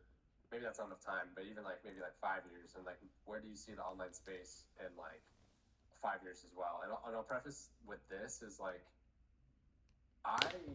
and this might be sound like super hypocritical, but like I hate like social media. Yep. Hate's a strong word, but I like very much despise social media and what it's done to, like, I know you're like a little older than me, but like my siblings are like your age, and I can still like relate to like millennial stuff, and even like Gen Z, like people like younger than me, like kids like in high school, like getting phones so quick, and just like all these things. It's like, I don't know if it's ever gonna like pop or burst, or like where this is going, but it's like all throughout like middle school, high school, and even like college, like did I have like social medias? Yes, but I like almost like sometimes thought I was like better than people. Like not really, but I was like, well, at least I'm not like scrolling through Instagram Reels for like an hour a day. But it's like I was probably playing video games or like doing something else. But it's like, I just think this space, like, it needs something. I don't know what it is. Like, is it God? Is it not God? Is it like with other gurus like finally coming out and like saying like certain things? It's like, I don't know, because even a guy like Formosi, like he says he's like openly like not religious. Like, yeah, the dude has like a lot of like good morals and stuff, but it's like, I feel like the online space needs something, and I don't know where you see it going as well as yourself the next like couple of years. Yeah, no, that's I've thought about that quite a bit, because I'm not a huge fan of social media either. Like I do my best not to, like, so I do my best not to go on Instagram. I do my best not to go on TikTok. I do my best not to go on YouTube anymore. Like I just don't do it. Like whenever I'm tempted to go do those things, like I'll go on my bike ride or I'm like, let me work on this thing. I try to not consume as much. I try to focus more on creation. But I do feel like there is something needs to be done. I don't know exactly what it is. Well, okay, maybe I do. It is so the thing with the online space is we need the internet obviously because like this is how we connect with people and it's great. And it's challenging because like with what I want to do and with what I have a feeling you want to do as well too is like you want to help people get out of the online space and away from social media. But it's like you need social media to be able to get them into your funnel, to get them into the program, to get them into the thing or whatever it is, so that then they can go live the life that they want to live. But like if you can't get them in and if they aren't on social media, then it's like, well, now I can't help you. But you can help them, you're just helping them in different ways. It's a very like, and I don't know if there's a way to I've been trying to figure this out for months now because I'm like, social media is like, it's killing like your brain cells. It's making you want to associate yourself with this person. If you aren't associating yourself with this person, then you feel less than them when you're just perfect, just the way that you are, and you don't have to improve yourself. Like you're just like as hokey dokey hippie, whatever it is, as that may be. Like it's true. Like you don't have to be anybody else. You just be you. And that's my big thing is like, I know there's a way to do it. I feel like things like this, what we're doing right now, is one of the ways that it's being done. That's kind of having a different take. Because like you and I, we're both in like the make money online space, but we aren't necessarily focused on making hundreds of millions of dollars. Like, yeah, that's cool and all, but it's like, we don't need that. It's more of like, let's make an impact. Let's try to help people. And I don't know if that is through God. It could be through God, but I also have kind of a different view on how God is and like the universe and like the divine and everything else that kind of like works together as one, because it is like, we were talking about earlier, sometimes we're influenced, but are we actually influenced? Are we being sold, or did we make this choice? And it's just like, maybe we needed to have those things. I have no idea. But I just look at it from that point of view, is there is something that needs to be done. And I guess my goal is just like get the perspectives and stories from other people that have either been in the space, have tried it, haven't failed, like haven't worked all that well, or it has worked for them. Like I'd like to hear both sides of the stories. It's just I know a lot of the times everybody, and this is one of my gripes that I have with certain churches. I don't think all of religions are this way, but they do the same strategies that the people in the make money online space do. Like I was talking to a Protestant the other day as well, and I know I'm kind of going off a little bit on a tangent, but like it'll circle back. Just bear with me. I was talking to a Protestant, and she was talking about how all the churches and the priesters that were there was like, they're just asking for money and they're just like giving the testimonial. And that was me at Brave as well too. When I went, everybody like gave the testimonial for like, hey, come join the church. Like this is where you'll be saved. And I'm like, yes, you can be, but it's also like, let the person make their own decision. So like my whole thing with what I do is like, I just want to help people make their own decision and come to their own sets of values. Because like you said, Hormozy, he does have his own sort of values and morals and they're good, but it's also like, you're wondering if God is the right way to do it or not the right way to do it. I'm under the impression of like, I want to help people self-realize themselves as much as humanly possible, like peel back the strings of the onions to help them get to their core essence as who they are as people, compared to having somebody else, somebody that's an authority figure, come in and tell them how they need to act and behave. That's kind of my approach, and I think that is the solution to it, is helping people just come to their own innate abilities and understand of themselves, compared to having everybody else tell them that this is the thing that they should desire, this is the thing that they should want, this is the thing that they need to be doing, and just let them make the decision on their own. Like if they want to go out and shovel snow or mow grass for a living, like let them do that. If they want to make millions of dollars becoming a successful entrepreneur, let them do that. If they want to sit in a cave, if they want to go ride boats, whatever they want to do, I'm like, let that person go do that thing that they want to do, regardless of if it's, I mean, obviously don't do anything that's morally wrong. Like have still be a good human being. But just like, don't do things that are like, focus more on what you desire and your own needs, and then the right people will come along and the right community I think will be formed. That's kind of my goal and my hope, and I think how the channel and like this ecosystem can change. But it takes work, and it takes practice, and it takes patience, and it takes a willingness to see if other people are also fed up with it, because I feel like if I'm fed up with it, if you're fed up with it, there's probably other people that are also fed up with it as well too. So I think that this is where it starts, and then it just starts to become a ripple effect from there. Like there's a book called The One Thing, if you've ever read it, super smart guy, but he talks about how it just takes that one domino to knock over a little bit bigger domino and a bigger domino and a bigger domino, and then all of a sudden it's knocking over a domino the size of the Empire State Building. but it just takes that first initial pebble or that first initial domino to create that movement. So that's kind of what I'm trying to do with these videos and with the people that I talk with and just everything in general, is like give a different perspective to the make money online niche, along with just like making money and more like helping people find happiness, because money doesn't buy happiness. It doesn't. Like, it will give you freedom to go do the things that you want to do by all means, but it's not gonna like it's not gonna change anything. And like, you're not gonna be, you could be if you really wanted to, but then that creates more problems with like having the supermodels, the boats, the cars, and everything like that. Just like, wouldn't you rather just have, personally for me, I'm like, I feel like it'd be cool just to sit out in the mountains, like watch the trees or a stream or something like that, and just be there. Like, that's more exciting to me than like having all the fancy supercars and all that. Don't get me wrong, I've tried it and I've tested it and it's fun, but it's like you were saying earlier, it's just you get a quick hit of dopamine and then that's about it. So yeah, I don't know if you have any other ideas or perspectives on like what you think that route's gonna go, because I'd like to hear your take on it too. I think you're muted. I can't hear you.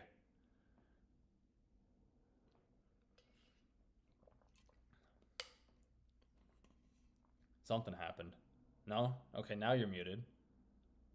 What is going on? Strange.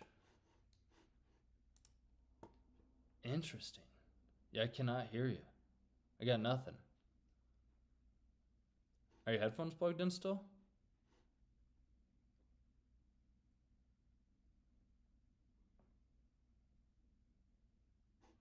And now we're frozen. Is that me?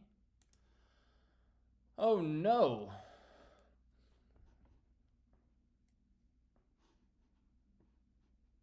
What happened?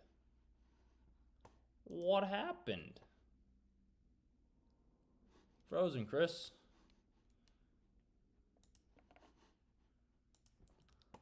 Yeah, hold on. I think it's maybe mine. Is it mine? It might be mine. Hold on. Just let me turn this off really quick. And dude. Yeah, if you here, let me try and call you back. That's so weird. Oh, my eye. Gonna call you back. Dude, what just my eye, bro? Interesting. I love this stuff. So much fun. Joys of doing live streams, my boy. If you're still here watching this, I appreciate you sticking through. Weird. Interesting. I mean, it is and it isn't. Are we having anything? Okay, is that coming through? I don't know. Are you able to, is the call coming through? Sorry, you guys. I know sometimes strange things like this happen, which is fun and fascinating when you think about it. Trying to join back. I don't think it's my Wi-Fi. Oh, we might wrap it up there, and maybe I'll just talk with Chris later. What do you guys think? What do you say, chat? I know chat's. What do you say? What do you say? If you don't try calling me too. Oh wait, did we get that? Hold on. What if we turn off? Is it because of the camera? Can you hear me now? Joys of technology. That is a good question. What is the look for the online space for the next... Oh, we get something? Who, like, is it me? What is my Wi-Fi at? Wi-Fi, speed, test. Yeah, Sam, I see you. Could try without video too if it doesn't come through, unless you can hear me. I don't know, cause I'm at, yeah, no, my Wi-Fi's good, bro. I'm getting about 423. Mbps download and 16.4 upload. Interesting. I like to hear his perspective. Got it. I'll try the same. Close Discord.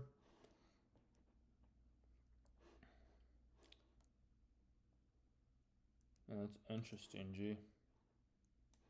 You're all the way back there. Sorry, peoples of the world. This is what happens.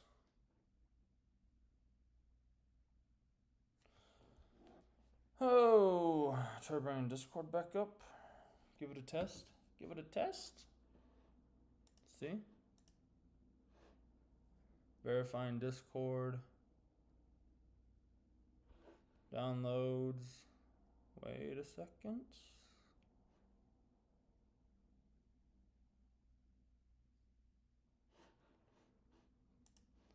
Okay, and join. Did that work? Can you hear me? Yeah, I can hear you now. Dude, weird things like this happen. Here, let me do this. And Yeah, take your time. Did you say third time? I said no, take your time. Oh, yeah, no, I'm good. I turned the camera back on, so we're solid. Okay, sick. So we can just pick off where we were. Yeah, if you want, if you want to give your space or your opinion on where you maybe even or where you want the online space to go, or what you think the online space could look like in making money and all of that. Yeah. So I think a couple things there. I think one is online education is probably only going to get larger, more profitable, more people understanding that it's a thing. And I don't think it'll ever get to the point where physical school, colleges or universities are gonna phase out. Maybe I'll leave that to some crazy billionaire who knows more about everything than I do. But I do think they talk about how you don't need a huge following to monetize certain things. And it could be literally anything. It could be cooking.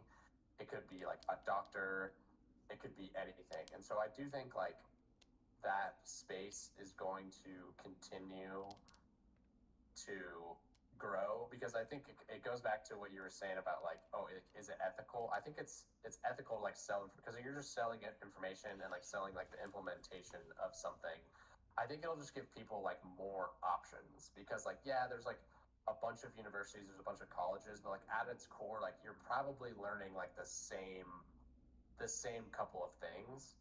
And if you can just buy a course or pay for a mentor or get actual real world experience on top of investing in something like that, and do those things alongside each other, you're probably going to be way better off than getting a business administration degree from Syracuse or something. I just talked about a random university, but it's I don't know. I definitely think there needs to be more ethical principles that get applied in the online space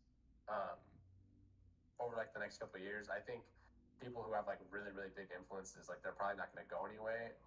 I just hope there's guys like you and me and people who think this way that start to have more of an influence. And that, I don't want that to sound egotistical or anything like that, but it's I do want people who have tried the online space, it didn't work for them.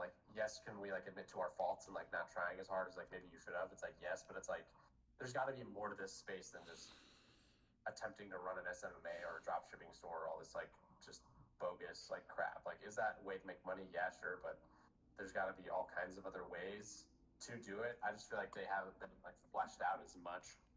I feel there's too much attention on those other things, and needs to be more attention on you can do this other thing online to make money, to connect with other people. Exactly, because making money that's the easy part, dude. Making money, that's easy. It's more of do you want to do it in what way do you want to do it? Because that's come up a couple of times with you as well too, is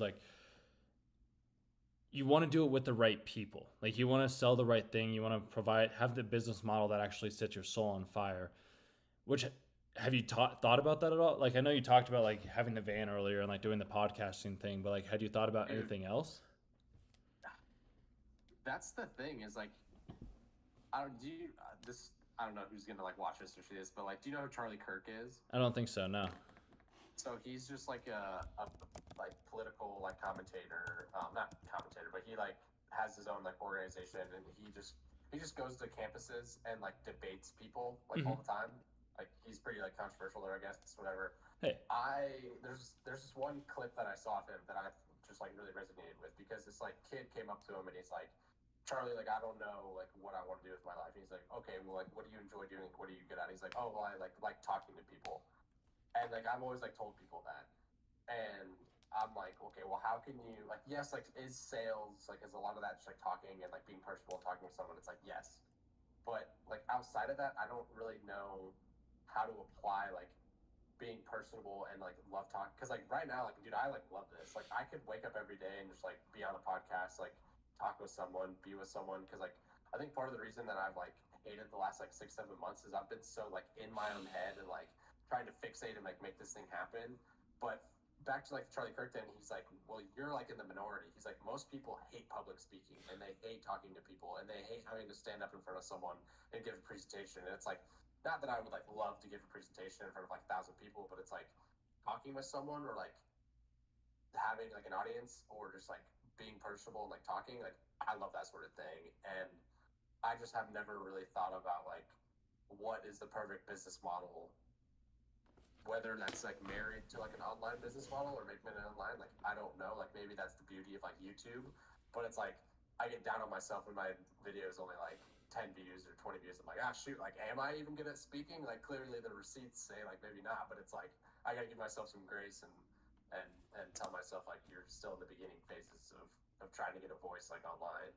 Could also be the packaging as well too. Like it could the pack like the content of the video can be fantastic because I've tested this as well myself too. Is like I'll post a video and it's terrible, and then I'll change. Well, it's not terrible. It doesn't perform in the way that I hope it's going to perform. And then I changed the title, and then it performed like nothing else changed. Didn't change the thumbnail. Didn't change anything else. I just changed the title, and then it gets 100 views or 200 views or something like that. I'm like, oh, okay, because I've had that same thing too. Like the other day, I ended up going to the park with a friend of mine, and her and I we talked for 7 hours, and I was like, I absolutely love that. It was so much fun. The day before that too, I went on a hike with another friend of mine. Her and I we went up there and we talked for like 4 or 5 hours, and I'm like, I love that because I was the same way. I was so in my head trying to figure out like, oh, I need to make this work. I need to make this work, and I was also I'm like. I'm like people don't want to be online. They don't want to be on a podcast, and I kept like talking myself out of it. But then I was like, but I like being on a podcast. I like talking to people. So like, why not just document me sharing this online, and if somebody watches it, cool. If not, nobody, like, I don't care. At least I get to have that communication aspect. And like when you're getting discouraged as well too with your videos that you are posting, what's that look like? Hmm. I think I just like, I think I tell myself, like, why even, like, why keep going? It's like, oh, I've been doing this for, you know, granted, like, the YouTube is only like one aspect of like the online space, but like, I've only really been doing it for like almost like 2 months now. And there was like a period of time where I posted like dang near like every day, um, and sometimes every single day. And I think I just get really discouraged. Like I start like talking bad about myself. Like I start like thinking like no one's gonna watch this. Like the last 10 videos got like no views. So like what's the 11th one? Like it's probably gonna be the same thing where it's like that could be the one that like sets off like everything.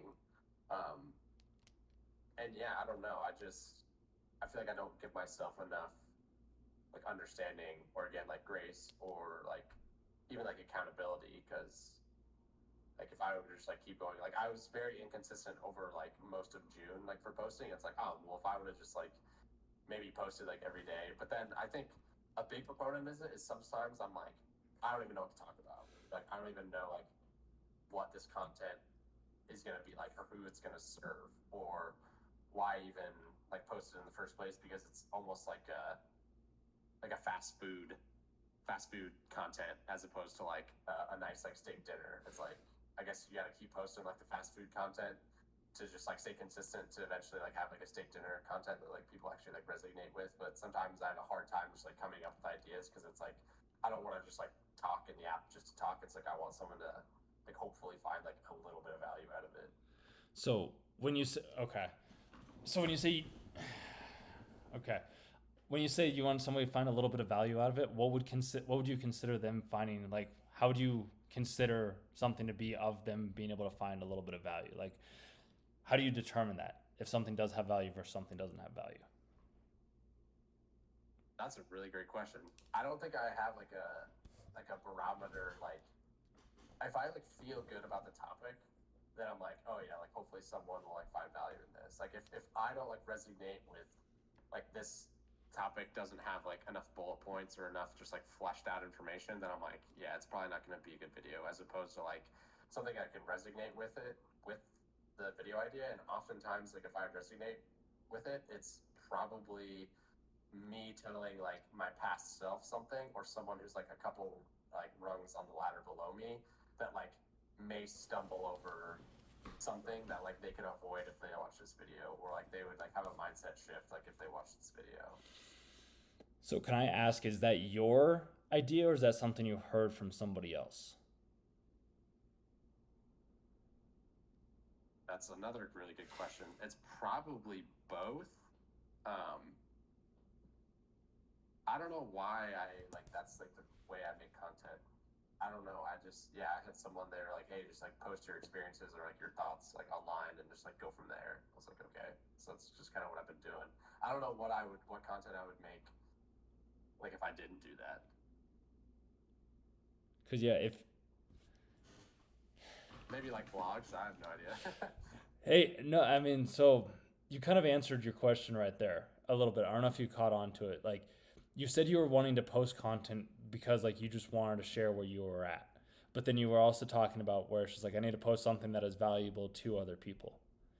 So it's just like, which one are you wanting to do more of? Are you wanting to post ones that are helping you where you're at, or something that is valuable to other people? Because in my take, if you're posting what is valuable where you're at, that is valuable to other people, even if they aren't a rung below you or somewhere else. Plus, it's just your way of being able to talk about what you want to talk about. Like when I first started making videos, dude, I was just talking to a camera. I had no idea what I was talking about. I was just regurgitating everything else that everybody else was saying online. And it didn't get the traction because it wasn't me. Like it wasn't my voice, but I had to do that over and over and over again to feel like, okay, this isn't me or this is me. Because I did like the analogy that you gave around like the fast food and the steaks as well too. Sometimes I think you do need to have like the fast food content because a lot of people's attention span is short, whereas other people's attention span is quick. Like some people are happy going to sit down restaurant and like waiting for the meal, having a glass of wine, like doing the fine dining. You get an appetizer, you have your steak come in, you eat that. It's like it's great, like it's a whole experience. And then there's the other people where it's just like it's 10 o'clock, they just got home from the gym after a 16-hour shift at the hospital or something like that, and they're like, I need a McDonald's Big Mac or something like that, and then they just go right through the drive-through. But that doesn't mean that that person isn't going to want to also have a steak dinner from time to time. So I like thinking about it from kind of both angles. Is like create something that gets them in the door that's fast food, but then you also have the higher end stuff as well too. That could be like a paid stuff, or that could just be more like this type of thing where it's more long form, because sometimes it's a big ask, especially if we don't have a big audience, for somebody to sit down and listen to an hour and a half conversation or 2 hour conversation or 3 hour conversation, whatever it may be. So that's why I like sprinkling in those like fast food things, because it just kind of makes it easier for somebody else to consume. Plus, it's like, okay, they get a taste of Caleb or they get a taste of Chris. And then it's like, okay, if I want to know more about Chris, I can watch more of those videos. And that's why I've always had this gripe, and maybe you have as well too. Like people that have viral videos, like, yeah, it's cool. You get one video that has 300,000 views or something like that, but then the rest of their videos have like 5 views or 15 views or 15K views. And I'm like, is that really worth it? To me, I don't think it is. Like, I'd rather have like a loyal audience that's built up over time that comes back and watches every single one of my videos than like a one hit wonder. Yeah, I 100% agree. So then half the time, okay, so like here's one for you. Like over the last like 6 months, I just think I'm like, what have I been doing? What am I going to do? Like, what value can I provide? Because I feel like I've just been like living the same day over and over again, and I'm Mm-hmm. like, I can't post that same. I can only like expand on that topic so much to like an online audience or to like someone like online, or at least like maybe that's a fixed mindset. I don't know. but it's like I feel like I haven't had enough experiences or changes or like successes or wins or even like losses over the last like 6 months to like post them online to like just be like, hey, like this is where I'm at, like with people. Yeah. No, that makes sense. Yeah, I've been okay. Because sorry, I'm just kind of processing that really quick. Now Um, you're good. so okay, how do I want to phrase this? So you have 6 months of background, but it's like within those 6 months, you aren't entirely sure if the things that you have to say within those 6 months are of value because it's more or less the same thing over and over and over again. Is that, did I understand that? Essentially, yeah. Okay.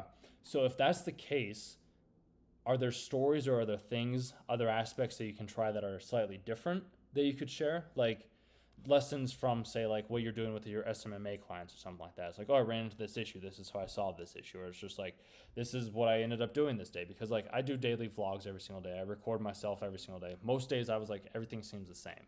Because I was like, I'd go on a walk, I'd come back, and I was like, okay. So when I was doing my sales job, I it felt like it was the same day over and over and over again. I was like, I want to change this. Like I just felt like I was in a rut. I felt like I was doing the same thing. So I left, and then when I left and I started doing my own thing, guess what? I started doing the exact same thing over and over and over again.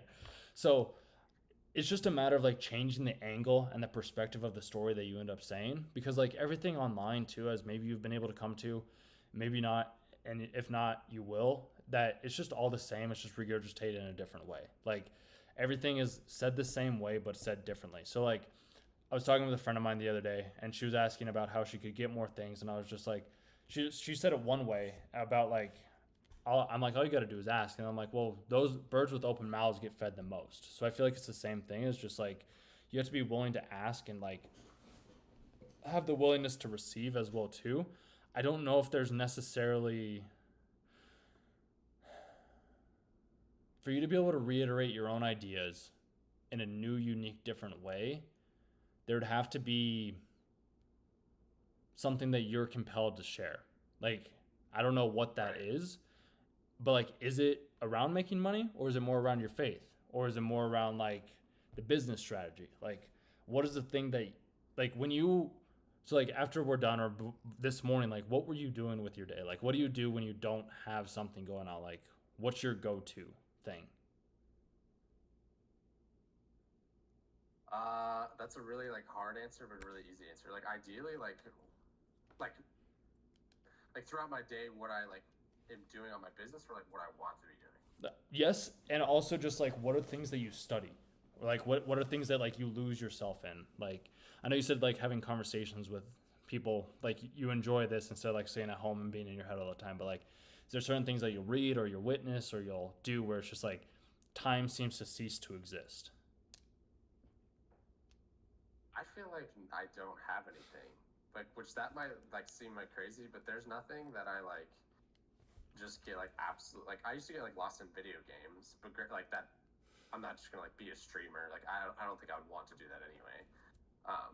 But it's like cooking or reading, like biking, like running, like working out. Like I work out mainly for my mental health, not necessarily for like physical health. Of course, that's like a good aspect too. But yeah, honestly, it comes back to like I think it always like comes back to like my faith, and like I would love to start posting honestly like faith-based content. And I think like the reason that like I haven't is because I'm like, okay, like how would this get me to where I want to go as far as like making money, and like how is that ethical? Because you see people that are like, you know, like Christian like entrepreneurs or whatever, but they like don't do it in the right way. Or again, you would use like the more like evangelical like Christian churches that are just like, hey, like donate to the church like type thing, or like donate to the pastor, which is just like not like you can do it in an ethical way because like you should like help out your community and your church, Yep.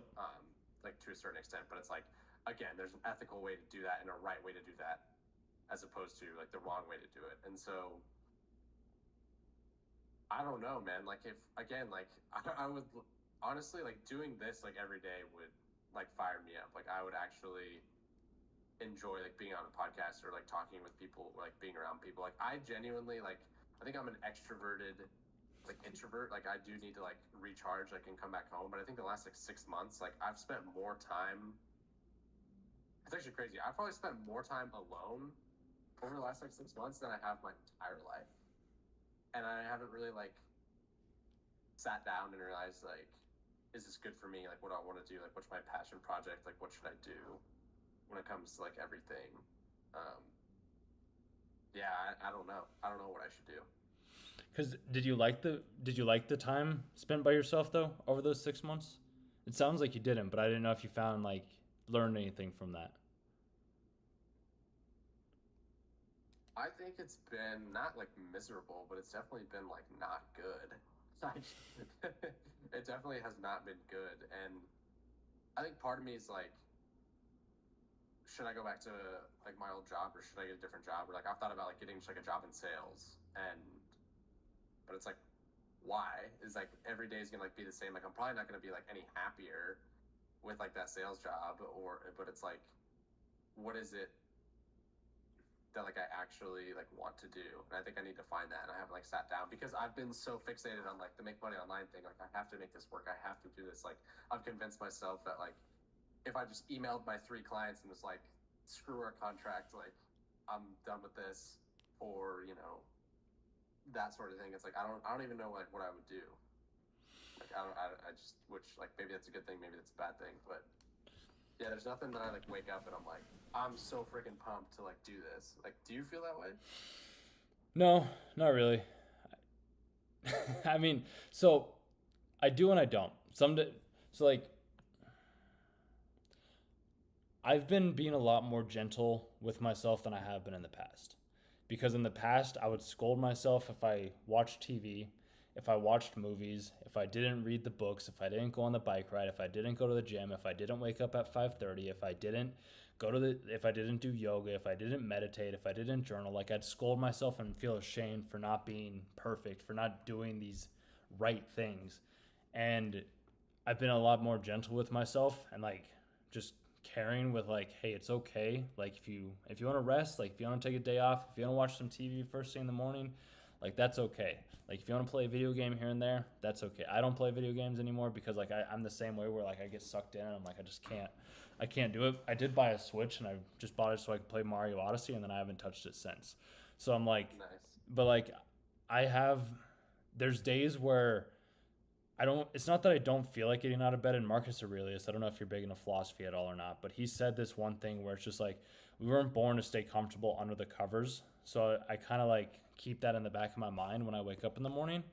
Um, but it's transitioned. I feel a lot better now that I'm back in like talking with people and interacting with others, because I had also spent 6 months alone, not talking with anybody, just being in my own little world, my own little space, because I had come to different ideas and realizations about how the world worked, and I wanted to explore those ideas to see if they were true. It was kind of like my red pill moment, basically. Like if you've watched The Matrix at all or not, like I just like everything just like clicked in an instant. I was like, oh, I'm in control of my destiny. I'm in control of my life a lot more than I thought I was. Like I was, but I was. It was unconscious. It was a weird thing. So like those 6 months were great because I realized that I am okay if I'm never, as hard as this is to say, it's like I'm okay if I'm by myself and I'm not accepted for the things that I want to do in my life because they're big, they're ambitious, they're out there. And it's okay if that's just me being by myself. That was more of like my test of like, am I okay to be on my own? And if I am, cool. Because like I have no idea if this is gonna work. I have no idea what I want to do. I've thought about going back to doing sales as well too, but then it's the same thing. It's the same conversation over and over and over again. And I was thinking about this. I was like, well, I like having conversations with people about anything. Like, obviously, certain conversations I have more to add to the conversation, whereas other times it's me just asking questions because I'm just genuinely curious about like the other person. So, yeah, I think lately it's been a lot better. But there was a period in time where I was just like, what am I doing? Like, I have no idea what I'm doing. I was like, I have no idea. I was just having the courage to go up, show up, post a video, no idea how I was going to perform. People thought I was depressed. Like, I was being pitied by other people, and I just didn't like that. So I was like, I need to change something. I need to do something. I don't know, but I just have, it's like I'm trusting in God and faith in the universe the divine, whatever word that you want to use, because I think they're all kind of interchangeable, like a lot of other things. But that's just my conclusion that I've come to. And just trusting that what I'm doing on a daily basis is for the best. I don't know because I have no idea, but I'm just blindly trusting that like what I do and the conversations that I have is for a reason. And me having those 6 months of isolation where I was down and like alone, it helps me now be able to be resonate with other people too, because now I have that as like a tool belt or a story that I can share. Be like, hey, I was in your exact same place. And I read this post on Core the other day too, where this guy, he ended up getting, actually I think it was this morning, he ended up losing his job at his company because he was sending like inappropriate DMs or messages to one of his colleagues, and a woman ended up logging into his account and like shared the things that she had a gripe against the guy, and he got fired along with the other person that was having the conversations with him. And at the time, he was like, "This is the worst thing that's ever happened to me." Like, he was so upset at himself, but that gave him the time to kind of go back and reflect and look at his life and be like, "Oh, okay, I wasn't as good as a person as I thought I was." And then he's like, "Now I own a gym. I'm a lot happier. Like I'm doing things that I genuinely enjoy with my life." And I love those stories because even on Reddit too, dude, like I went on to the career page and I'm like, there's so many people right now that just seem so lost and are so like, what am I supposed to do? And I feel for them because I'm like, I have no idea. But all I do know is that I can do this. Like, this is something that I can do. This is something that I do enjoy. So I can keep showing up like this every single day. And where this goes, I have no idea. But it's like I said earlier, what if it turns out better than we ever imagined? And that's just always the thing in the back of my mind. And also what you were talking about, how it's just like when you post a video, it might not get the views that you want, but then you're like, well, I just have to post one more, and then you post one more, it still doesn't get the views that you want. So I look at it as I'm like, it's like baseball.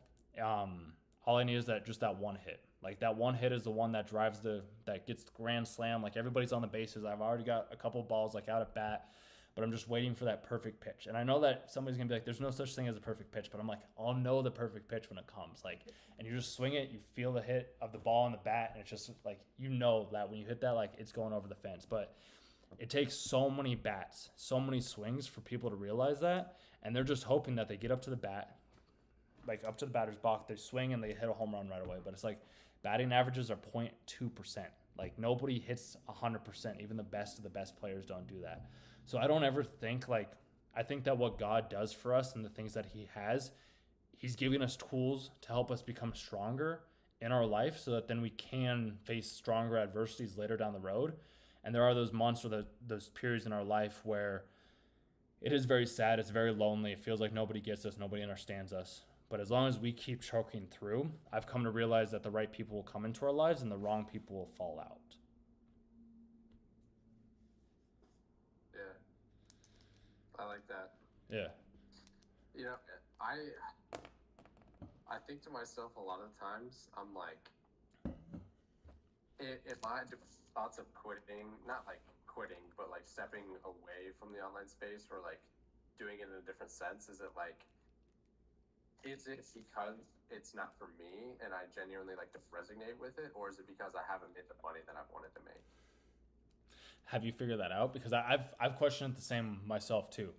Like I'm like, And I think like so many people probably have that same sentiment, because it's like if I was making 100 grand a month with like a drop shipping store, like I'd probably be over the moon about it.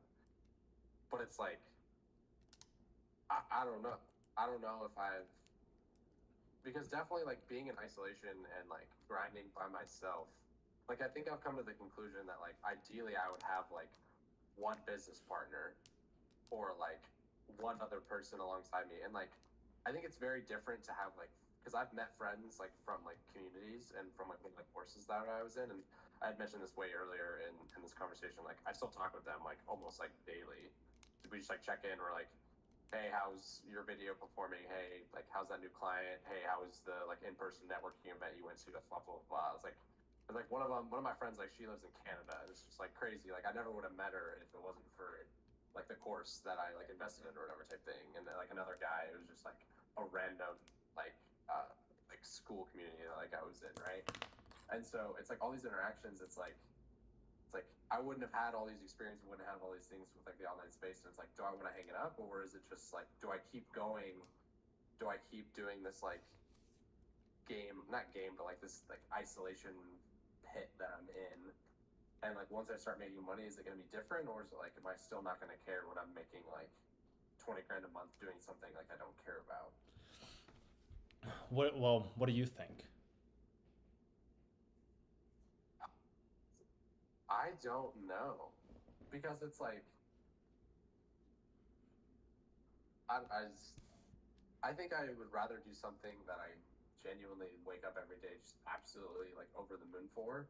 I just don't know what that is, and like I wish I did. Have you done any have you done anything to figure that out? I know you said you haven't really done a whole lot, but I don't know if you've done. You said a whole lot, so I feel like you've done something, but I don't know what that something is. I mean, like I've had like two different jobs, very I would say very unique. Um, if you want me to explain what they were, I can. Yeah, But by all means. I've If you're open I to, it's up to you, man. yeah, yeah, yeah. Well, so I used to be like a video games coach. Like actually, like I used to like coach kids for like esports, Yeah. and that was actually like super fun. I did that for like like 6 months, I think, and then I worked at like a like on a mechanic shop, but not like on the cars, like in like the sales aspect of it. Um, for like 6 months after that, it was for like the same boss. I just like transitioned. I actually worked like hybrid at both places for a while, and then transitioned out of the like esports thing just because God bless anyone who works with kids like full time. Um, and I worked like a lot of evenings because like it was like an after school like program thing, and so most of my days would be from like 1 to like 9 p.m. because kids would come in like shortly after school, and then I would work a lot of Saturdays, and so I was like honestly like pretty like isolated then because like I couldn't like see people like on the weekends and that sort of thing. But other than that, it's like what do you do to like figure out what you want to do? Just like try a bunch of things. Like how long do you know? Like is a month enough time? Is 3 months enough time? It's like I think I'm definitely like social media and like the age we've grown up in has not helped me be like I want it now versus like you have to give it time to like figure out what that is. It's like I want to know like right now what that thing is, and I think what I'm doing right now probably is not it. Like I just don't know if I want to hang it up because like I don't know what's like after this. I think I'm scared because I don't know what it is. Yeah, and that's where courage comes into play. Like having the courage to just like step into the unknown. When I left my sales job, I was this was the first so it was a job that I always dreamed of having. Like I got to work from home. I was making six figures annually. I was like, this is cool. Like I just got to talk with people, and I loved it, dude. Like it was fantastic. But I knew that that wasn't the place that I needed to be. I knew I needed to be somewhere else. I knew that all the work that I had put in, all the reps, all the time, all the tending to my garden, wasn't for me to be working for somebody else, just making $100 a day, having conversations with people. Like I knew that that wasn't like why God had put me here. It wasn't like that just wasn't the purpose. Like I knew that I could do more, and I've had conversations with people to help them figure it out because I'm like I could tell when you said that you like the coaching the esports kids video games, like I could tell that you genuinely were happy in that moment. Like Yeah, yeah, you love that, but it's just like maybe somebody at some point in your life was like, "Hey, you need to go do a real job. You need to go do something else." So you're like, "Okay, I'm going to go do this." But I'm like, that's a real career nowadays. Like coaching kids to play video games, like that's pretty sweet, man. So it's just like too often we get into our heads, and I've done this myself countless times as well, of what is my parent, what is my friend, what is my sister, what is my family members, what is some random guy on the internet want me to do, and then I go listen to those things. So it's like there is no guarantee or certainty of like what will happen or what is the right path. But I found writing down on a sheet of paper, like pen to paper, and just being like, what do I want my life to look like? How do I want my life to be? What do I not enjoy doing? And then it's a lot easier to figure out what you don't like doing and then like just kind of do the opposite. So it's just like if you enjoy doing the video game coaching, like I mean, it's not like you can't go back to that if that is something that you wanted to do. And it's not like you have to do it in the same way. Like you can always do it online too. You could always share different strategies and tactics because that was something you brought up earlier too. Was like you liked playing video games, but it's like you don't see yourself streaming. But it's like how come? Like where's that come from? Is it because somebody in the make online niche told you that like you need to give up video games? You can't watch TV? Like I feel like that's the yeah. biggest thing is like they take all the joy out of making money. They take all the joy out of like having fun with this, because I'm like, we're here to have fun. We aren't here to ruin, like, be miserable doing what we're doing. And I'm not saying that like some people in the make money online niche, I have a feeling that they are happy with what they're doing, but also feel like they've just like created this lifestyle and this story of themselves where they're just so stuck in it that they don't know how to get out of it. So they just keep going over and over and over and over again. And then they're like, they just do it. I'm not saying that that's everybody, but that's just some of the intentions, feelings that I've got from some other people. So there's no way of knowing whether or not it's worth giving up or if it's worth moving forward. But it's like, if it's, I don't know how many hours a day it's taking you to manage the 3 clients and if the 3 clients are paying your bills, but it's like, if you could get that done and then try something else in the meantime, like, is that something that you could do? Or is there like, because if you, so there's a philosopher, Alan Watts, that I like. I don't know if you've heard of him at all or not, but he talks about like, what would you do if money was no object? And that's the thing that I always constantly remind myself of too, because like the money will just kind of come as a byproduct of doing what you love. That's what I found out when I was doing sales. Like, I just loved talking with people. So like I got rewarded for that because I just love talking to people and working. Like, I just love, like, for me, having a system where it's like, okay, you do this, you show up, you make $100 a day and you're good. And then like whatever happens after that, like, completely out of your control. And I was like, okay, cool. Like, I liked having systems where it was easy for me. So like when I'm like, okay, I have a system where it's like I need to post at least 1 video every day for my 2 YouTube channels that I have. Maybe it's not every day, maybe I miss a day here and there, and that's okay. And I just keep doing it. So I don't know if there's something in that you've thought about or that you've considered of like, what could I just do daily that I would be okay doing, even if it doesn't show progress right now. Like, maybe it's learning how to draw, maybe it's learning how to juggle, like maybe it's learning something. I don't know if you have any like things that you're just interested in learning, and then trying that out, because like I want to learn about people. So like I learned about people and I learned about communicating and strategy and sales, and like I did that because I also wanted to understand myself, because if I understood myself, it made it easier for me to understand other people as well. That I resonate with that so much because I feel like I have this like I feel like I never really liked education, and I'm like having this thought like literally as this conversation like unfolds. Like I was like not to like boast or anything, but it's like I got straight A's in high school. I got like pretty much straight A's in college. Yep. But like I didn't really apply myself as much as I could. Like not that things did not come easy for me.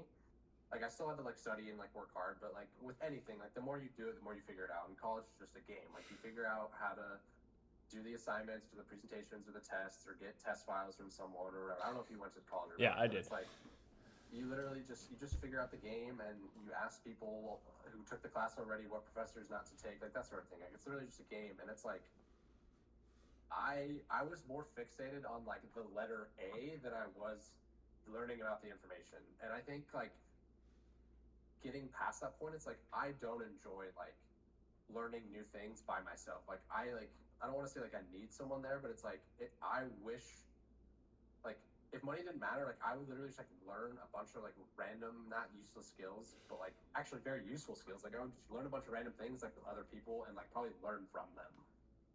Um, that's the first thing, and then the second thing is like I really think like the podcast thing, like I think that would be like so sick to just like travel around the country and just have like a podcast that just moves around, and it's almost like a vlog series, but also like a podcast. Um, yeah, and I've thought like I've also wanted to like interview like religious figures, like that's like where my like faith ties in. Like I would do the travel podcast, but I would interview like very like prominent like church figures and like priests and like people within like Christianity and like big like philosophers and stuff who are like big into their faith too. Like just like meet them where they're at, like actual like physical location. Like that'd be sick. What would you need to be able to make something like that possible? Um, Probably just some money to buy a van and then a plan. Probably like an actual plan, so it doesn't just like crash and burn. It ties back to the needing the money. Everybody, oh, I need the money, I need the money, I need the money. But it's like, what if the money's already here? Like, what if you don't need the money? What if you already have it? What if it's already like, so there's a I was listening to a Tony Robbins event a couple months ago at this point in time, and there's a whole analogy where it's just like you got to start where you are. So it's like, for me personally, this is just my take. I like going with like baby steps type of thing. So I'm like, let me test it. Let me see if this is actually something I want to do. Because you were kind of saying that too. Is like, how do you know? Like, maybe you're somebody, and maybe not. I don't. I kind of have picked up on this a little bit, but maybe like you want to do the big thing, but it's also like if it's too big, you're like worried that if I might have wasted all of this if it doesn't work out type of thing. So I'm kind of the same way where it's just like if I just test it a little bit and just try it and see if this is something that I enjoy, then I can start to do more of it and more of it and more of it. Plus, it's just like, I don't know, life seems to have a funny way of always working out in our favor. At least that's how I've come to realize it, because this all comes down to framing. And if you frame it in a more positive way, then it works out that way. So I do like what you're saying too about like how college is a game, because it is true. Like when I was in college, dude, like if I wasn't gonna pass a class or something like that, I would go talk to the professor and be like, hey, like, can you help me out? Like, I studied, I'm trying, like, you see me show up every day, like, I just need to pass your class. And he's like, okay, yeah, like, I'll help you out. And then he passes my class. I'm like, there's no way I passed that final, but like, I appreciate the professor for helping me out with that. I had that happen once. Because, dude, and it sounds like, so there's this thing in psychology called like gifted kids. Like we might not necessarily have been in like gifted classes more or less, but like everything just came easy to us. Like we were just easy. Like we'd go to school. We didn't have to study all that much. We got A's, or at least the grades that we needed to get, and we didn't really have to put in much effort or time into it. And it became easy for us. But that is also like a disability, because now when we go do something new, it's like, oh, I might fail at this. I might not get that A. I might not get this outcome that I know is possible, but it's like that's the downside of being gifted and having skills come easy to us when we are in school. Because now when we're in the real world, even though this is also school too, and it's just a game just like school is, like we have to kind of almost, I wouldn't say take a different approach, but we kind of have to be willing to fail in ways that we weren't willing to fail at when we were in school. Like that's kind of what I've come to realize, because like now is, instead of it being a grade thing, but like that's so okay. That's where it ties back to like using other people's systems, and everybody else is telling you like SMA is the great way, growth operating is the right way to go. This way is the right thing, the right business plan or whatever it may be. But in actuality, you're the one that gets to create your own rubric now. You get to create your own rules. Like you are the one that gets to decide like, okay, is this an A or is this a B? Like nobody else gets to decide that other than you. Which I think that's the cool thing about being like an adult now and not being in school, because you're the one that gets to decide, did I do the things that I needed to do to pass today? Because I've never been a big person with education either, until it came down to self-education. For some odd reason, I love that, like learning for myself, but it was also, was I learning because I was learning because I didn't like where I was at. I wanted to be somewhere new. I wanted to be somebody new. I didn't want to be the same person that I was. I wasn't happy with the person that I saw in the mirror, because I knew that I could do more than what I was doing. Yeah, that literally, yeah. And I don't know. So you asked me like, you've asked me a lot of times like, where does that come from? Like, why did you start an online business? Like, why do you think you can't stream? And I think a lot of the times like I don't.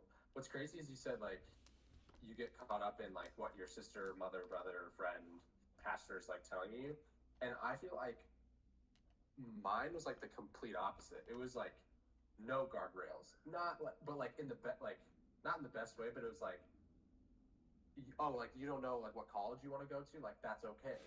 But like having no idea what no college to go to can be detrimental, as opposed to like here's 10 options, or like I was undecided in college for the longest time, and it's like, oh, like you don't know like any idea what major you want to major in, like that's okay. And I was like, well, like is it though? And so for like the longest time, I was like, I have no idea what I want to do, and I just like kept kicking the can down the road of like thinking not knowing what I want to do is okay. Where like I wish more people would have been like, well, no, you're really good at this, so like maybe try this, even if it's for 3 months, or like no, like you aren't really good at this, so like make sure you avoid this, because like I've noticed your tendencies, you're not good at this, and I think like, dude, literally like being on this, maybe I just say screw it, and like I don't think I have the funds to fund the podcast the way I see it, but I think if I like got like a remote job, even if it doesn't pay that much, I could make it happen. Mm-hmm.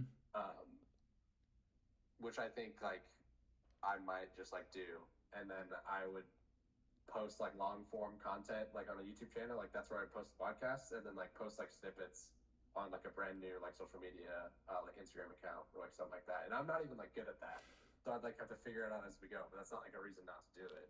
Can you not do that with your SMMA clients?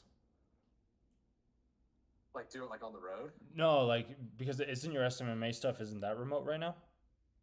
Yeah, it is. Yeah, it is. So like, why would you need to get a part-time job if you already have like clients right now that you're working with? Yeah, because I don't like doing that. Okay, that's fair. That's like, fair. Straight up, like it's not fun. Yeah, because that's yeah. There's something else too. What was it? It was what was it? I just lost it. It'll come back to me here in a second. But yeah, like getting a part-time job. If okay, so I feel like it's also never always the way that it is in our heads, and sometimes certain people and individuals will come up. Oh, okay, so that's what it was. I knew it would come back. So regards with freedom, because I've been the same way too. Where like I grew up, my mom and dad basically more or less they told me it's like, hey, you can go do whatever you want to do. Like you don't know what college you want to go to, okay. You don't have to go to college, okay.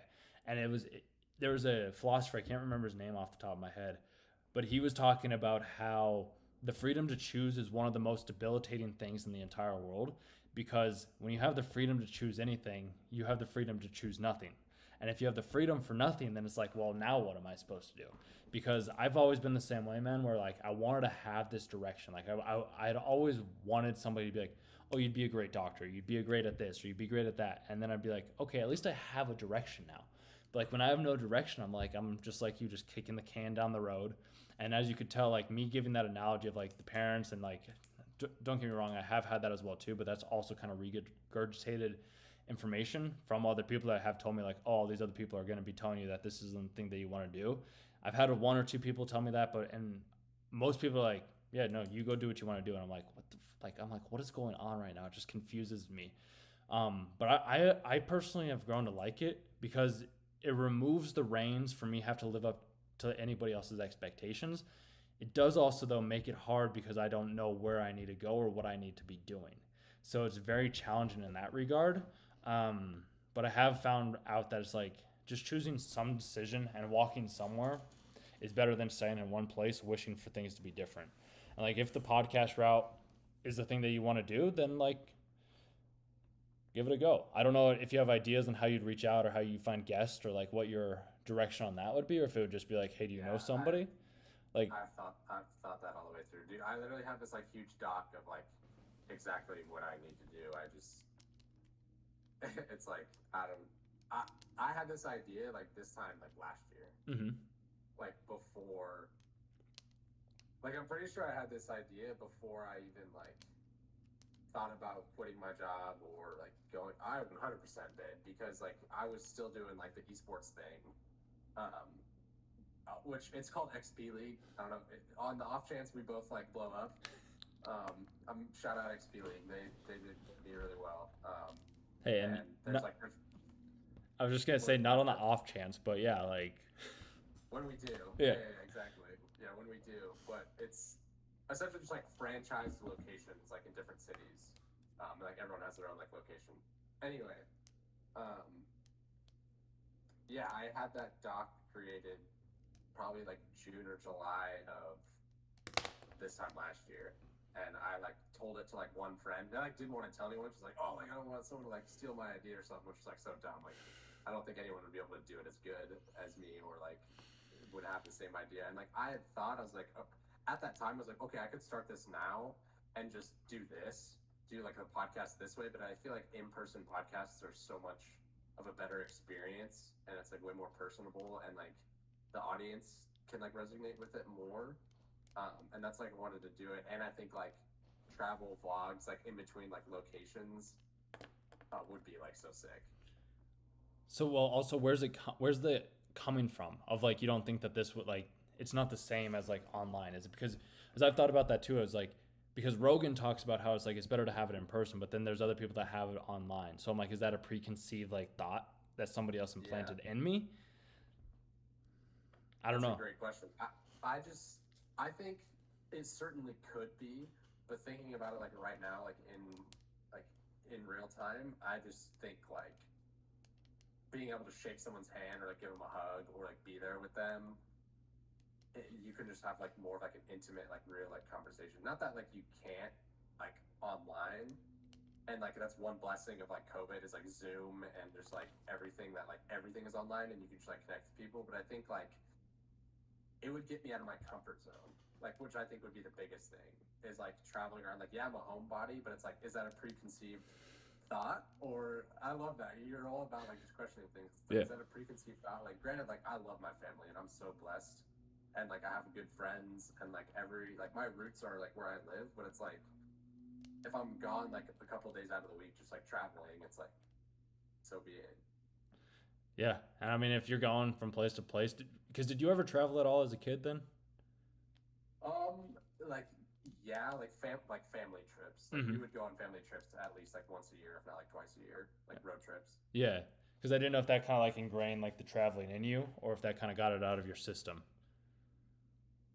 No, I just think like it maybe be kind of lonely if I'm like driving like only by myself. Like ideally, I'd have like my buddy Cole like come with me because he's like super good at like cameras and stuff. But he could not quit his job. I couldn't be like, hey man, you want to ditch your job for 6 months and we'll see if this whole podcast thing works. Why wouldn't? Because maybe, interesting. Because I've like I mean I've had a similar idea as well too. Because I just love going around and talking with people. Obviously, as you can tell, and I mean I can Yeah, tell get that from you as well. Um, yeah, it's interesting because like you're saying nobody else would be able to do it better than us, which is it's true. Like nobody else can do it better than you. Nobody else can do it better than me because like we are ourselves. We also bring our own unique perspectives, angles, and questions to the table, to the podcast, to the interview, to the conversation, whatever it may be. So I don't know. I've had the same idea of like it'd be cool because like that because like, if you're out there on the road by yourself, it kind of brings you back to those last 6 months where you were by yourself and you're like I didn't like those last 6 months when I was just by myself all the time. So it's like yeah, it's tough. And like for me to like I like going to the gym and I'm like I don't want to have to be going to a different gym all the time. And I don't know. Like these are just ideas that run through my head. I don't know because like I've run through the same place as well as you, and it's challenging because it's like, is this really the right route or is this not the right route? Like, is this God's plan or is this not God's plan? Like, what is it that I really want to do? And I don't know. right. It's challenging. Sounds like you and I are both kind of in that same place, but I feel like this is a step in the right direction because at least this gives us insight into like, okay, there are other people that are clearly in the same place as us that are curious as to what they're supposed to do. They don't know how or when or why or what, but they're just kind of letting the how take care of itself. And that's kind of what I've come to realize. I'm like, just let the how take care of itself. Maybe a conversation leads to something, maybe not. Maybe this inspires somebody, maybe it doesn't. I have no idea. But what I do know is that at least with this, it's a stepping stone to get one step closer to that vision that like you and I do have in our head. But like, Yeah, how much money is it? How much money does it take? Because I had that idea too, where like I was like, instead of buying a Sprinter van that is like a camper van, I was like, let's just like I don't know if you there's Steve Stevo did it from like he had like a setup in the back of his van or something like that. I was like, that'd be cool. Like you just drive up to places, open the door, and be like, hey, you want to come in and like do a podcast or something like that. A buddy of mine, he's like, that's kind of weird. Like you're just asking strangers to come in back to your van and like do a podcast. And I was like, yeah. I'm like, why is that weird? He's like, you're asking people to come back to a van. I'm like, yeah, but like, I didn't think that that was all that strange of an idea because I don't know. Do you like the idea of living on the road and like living out of a van, or are you more just like I just want to travel because I want to have conversations with unique and interesting people? it's probably more the latter, but like if I had one person with me, no doubt I'd be able to make it work. Like some of my best friends from high school, like 100% would work. Like I wouldn't do this like with my girlfriend like currently just because of like prudency, but like if we were married, like 100%, like I could see us just like traveling on the road like for a little bit. I have thought about like um, I could just do it locally, like travel to like different cities, like in my state, and do it that way, and just start and be like, okay, like is there a desire for this? Um, and then if there is, then like expand after that and like go to different places, and just go from there. Yeah, because I was talking with a DJ friend of mine, and I was asking him, I'm like, what do you want to do? Like, what do you want to have happen? Like, where do you expect to be, or whatever it may be? And he's like, oh, I'd love to be doing shows in Ibiza or Brazil, like all over the country. And I was like, okay, like that's great. I love hearing that. But like, where can we start right now? Like, how do we get started within like these five, like within 5 minutes? What can you do? Like, you don't have to sell everything because like those big rash decisions, I've done them. They aren't always the smartest. They always help me out though. So I'm not saying like don't do rash decisions, but I'm also saying like consider the outcomes sometimes a little bit before just like jumping in to the deep end. But you always, at least I always have, and I have a feeling you have too, is like you learn how to swim. Like you figure it out one way or another. But I was telling him, I was like, what do you need and what's your goal? Like, what would you like to have happen? Like, let's say 30 days from now, 2 weeks from now, within the day, what would you consider like a successful win in your book? Like, how would you identify that? Because like, yeah, you have the goal of traveling, and that's something that's like will happen. Like, so the analogy that I can give, so like at my last sales job that I had, when I was doing that, I started back like on tier 3, and my goal was to get up to tier 1. Like I just want, because I was like, I want to get up there as quickly as I can. So I just put in the reps and I did everything else better than anybody else, and I just asked more questions than everybody else was asking. And then that helped me get up to tier 1, but I didn't start at tier 1. I started at tier 3, and I just put in the reps every day. And then after a couple months, got better, promotion, so on and so forth. And then I was making that money. And I kind of look at it that way, because like if you have the ability to start where you are right now, are there certain people or organizations that you could like email or send calls to or something like that? Because like what would be your offer to those people when you reach out to them?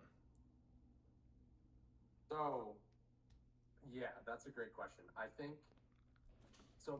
The way that I saw it in my head is that like I know you said like you're religious, spiritual, that sort of thing. Mm-hmm. Is that I wanted to, yeah, we just did that same time. I wanted to interview like priests, like Catholic priests. Like that was like the main like shtick, I guess. Like it would be a traveling podcast, and I'd travel out to different churches, different parishes.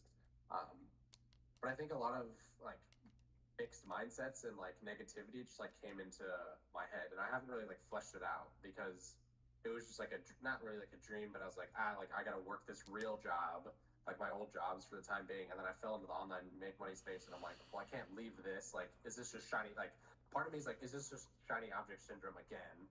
Like, because I haven't succeeded at like SMMA or like make money online as much as I wish I had, but it's like I had this thought on the podcast like way before any of this other crap that happened in my life. And it's like, if I'm interviewing like the same like character every time, like, is that going to get stale? And I think that's like the main thing is like, I know every person is different. It's like Rogan does it, like his podcast never gets stale, but it's like he's interviewing like anyone and everyone from every single walk of life. Like he's had the most liberal, the most conservative, the most like pick a thing. He's had them on there. And it's like not saying like every priest is like the same or like every religious figure is the same, but it's like how do they differ from one another? Because again, like if you become like a sister or like a nun or you become a priest, like they're normal people. Like people put them like on this pedestal sometimes, or even like preachers, like in like evangelical like Protestant churches. It's like people put them on this pedestal. And it's like they're literally just a person, and God like called them to do this thing. Like they're still a bro or they're still a sister. Like granted, like are they probably a little bit more like virtuous than you, like in a certain aspects of their life? Like sure, but it's like, can you shoot the shit with them about like what they used to do as a kid and like their favorite video games and all these things? Like that was the angle that I wanted, is like to not expose but to bring light to these people that like, hey, they're just like another person too. Like they are just as human and just as like personable and fun and interesting as we are. They just happen to wear like the garbs and like a collar, or they happen to wear like a hat or that sort of thing. And maybe you're like, dude, that's like a great idea, you should just like run with it. But it's like, I don't know if it would get stale after interviewing 100 priests. Like I'd have to get very interesting with like how I answer questions or how I ask questions, but like I'm sure the conversations, like no one conversation would be the same. Like I'd ask similar questions, but I hope it would just free flow like this conversation has been, and would just kind of go from there and just bring awareness, not only bring people like back to the faith, but like give exposure to everything, and then hopefully along the way I could get sponsored by a couple things so I make a little bit of money. So, okay. Do you ever go on hikes or anything like that? Like, are you big into nature by any chance? I know it's good for me, but I don't go on hikes as much as I probably should. That's okay. The analogy I think will still fit. So when a river's being formed or a mountain or a canyon's being formed, do you think the water cares or is like I need to know it's like I have to go this path and I have to have all of this figured out, or is the water just kind of like flowing where it needs to go to meet its destination back at source? Because you say like within 100 episodes you're worried that it might get stale and it might not work out the way that you want it to, when in what if after you do like 10 episodes then it changes? Because like, so I did podcasting like this before as well on a different channel of mine where like I tested it out and it didn't feel right and I was like, okay, like is this really what I want to do? But like for some odd reason it keeps calling me back and I'm like, let me just have conversations. Because same thing as you, is like, is this the next shiny object syndrome? I have no idea.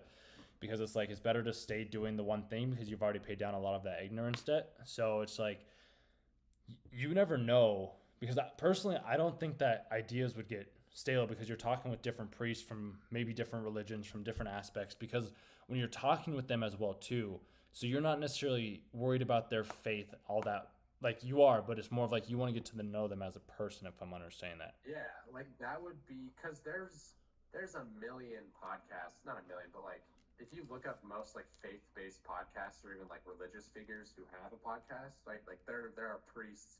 Like the most famous one is like Father Mike Schmitz. Like he does like a Bible in a year, and every day he reads like a little bit of the Bible, and it's like a 365-day thing, which like that's one niche in its own. But like there's other priests and religious figures who like talk about the faith or bring people on to talk about the faith. This would have aspects of that, but it would be more like, dude, like what were you like as a kid, or like what do you do in your free time right now? Like, yeah, you're a priest and you have a duty to the church, but it's like you have a Saturday, no obligations. Like, what are you doing?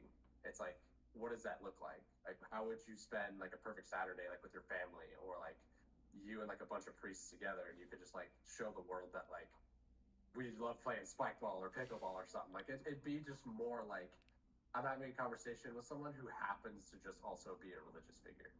I like that because so my whole gripe with churches in the past, and maybe it's not necessarily a gripe, but I've never been a fan of how people put so much emphasis and power for the preacher that's on stage. As I look at them, I'm like, they are no different than you and I. Like they're exactly like us, and yet we're following what they say as gospel compared to us taking our own unique perspective for the words and applying them in our own ways that are right for us. So I like the idea, and I think it would be a great idea because you can get more preachers and different people. And I mean, you can always test it out too, man. Like, there's nothing that's stopping you. Like, I have a feeling that you're already going to a church, and you said you were like every morning. I don't know if you're still doing that still or not, but like, you could just ask and just be like, hey, I'm just curious. Like, I just want to have a conversation and get to know you as a person. And if they say no, kind of like your SMMA stuff too. Like, you had no idea if your SMMA stuff was clients were going to come through. I have a feeling like you probably had to go through a couple of rejections before you finally had no, like you just like no, like 40, dude. Maybe not 40, but dude, I thought I sucked so bad at sales, which like I did because I was new at it. But dude, it was like no after no after no after no, and like the first time I got a yes, I was just like whatever, like don't even care. Like at this point, like when I signed the client, I'm just like don't care because I had so many no's beforehand, and it's just like whatever. Like so, yeah, I want to say probably close to 3 dozen no's before I got my first yes. yep. And I was just like, dude. And then you get that yes, and it's like, oh, okay, I like this. Yep, yeah, cool. Yeah, exactly. Which, for okay, I wanted to ask, but I don't think I will. Yeah. So like, I mean, wouldn't the same principle be applied to like churches as well and preachers, and just like you just go through those no's until you get that one yes, and then that person does open up, and it's just like, hey, I just wanted to hear, because I've never seen something like that. I haven't heard anything like that before as well too. So like, I feel like that'd be a pretty unique idea because that way you're not getting the preacher for the preacher, you're getting the preacher for the person. And I kind of like that perspective a lot. It's just a matter of like, are you willing to do that? Because like I said, I mean, obviously you said you were worried about it getting stale, but it's just like, you have no idea if that will get stale or not. All you know is that like, you can try it And then if you don't like it, like, I mean, you can always go back, like you've been saying. What I tell myself too is like, I can always go back and get another job. Like, I can always do that. Like, the money, I've always come to realize, I'm like, the money always comes in the ways that it needs to. Like, you're always given what you need to through God, through source, whatever it is. Like, you're never short of it. It's just a matter of like, sometimes you have to go through some things before you can have that said thing. And that's the challenging part. But I think it's a good idea, man. I think you should try it. Like, what's the worst that'll happen if you do it? Literally nothing.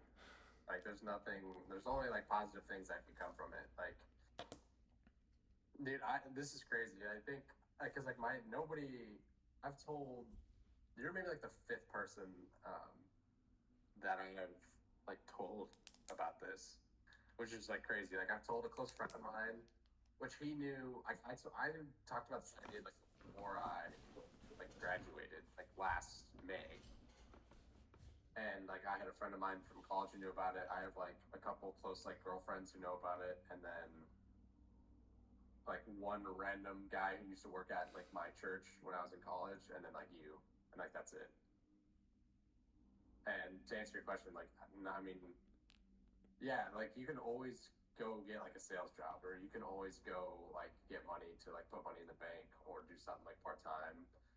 Um, so yeah, I think I think after this call, I'm literally gonna like call my dad and be like, "Hey, I think I want to actually like do this, and I need to like game plan it and like do it, and I can start again like locally.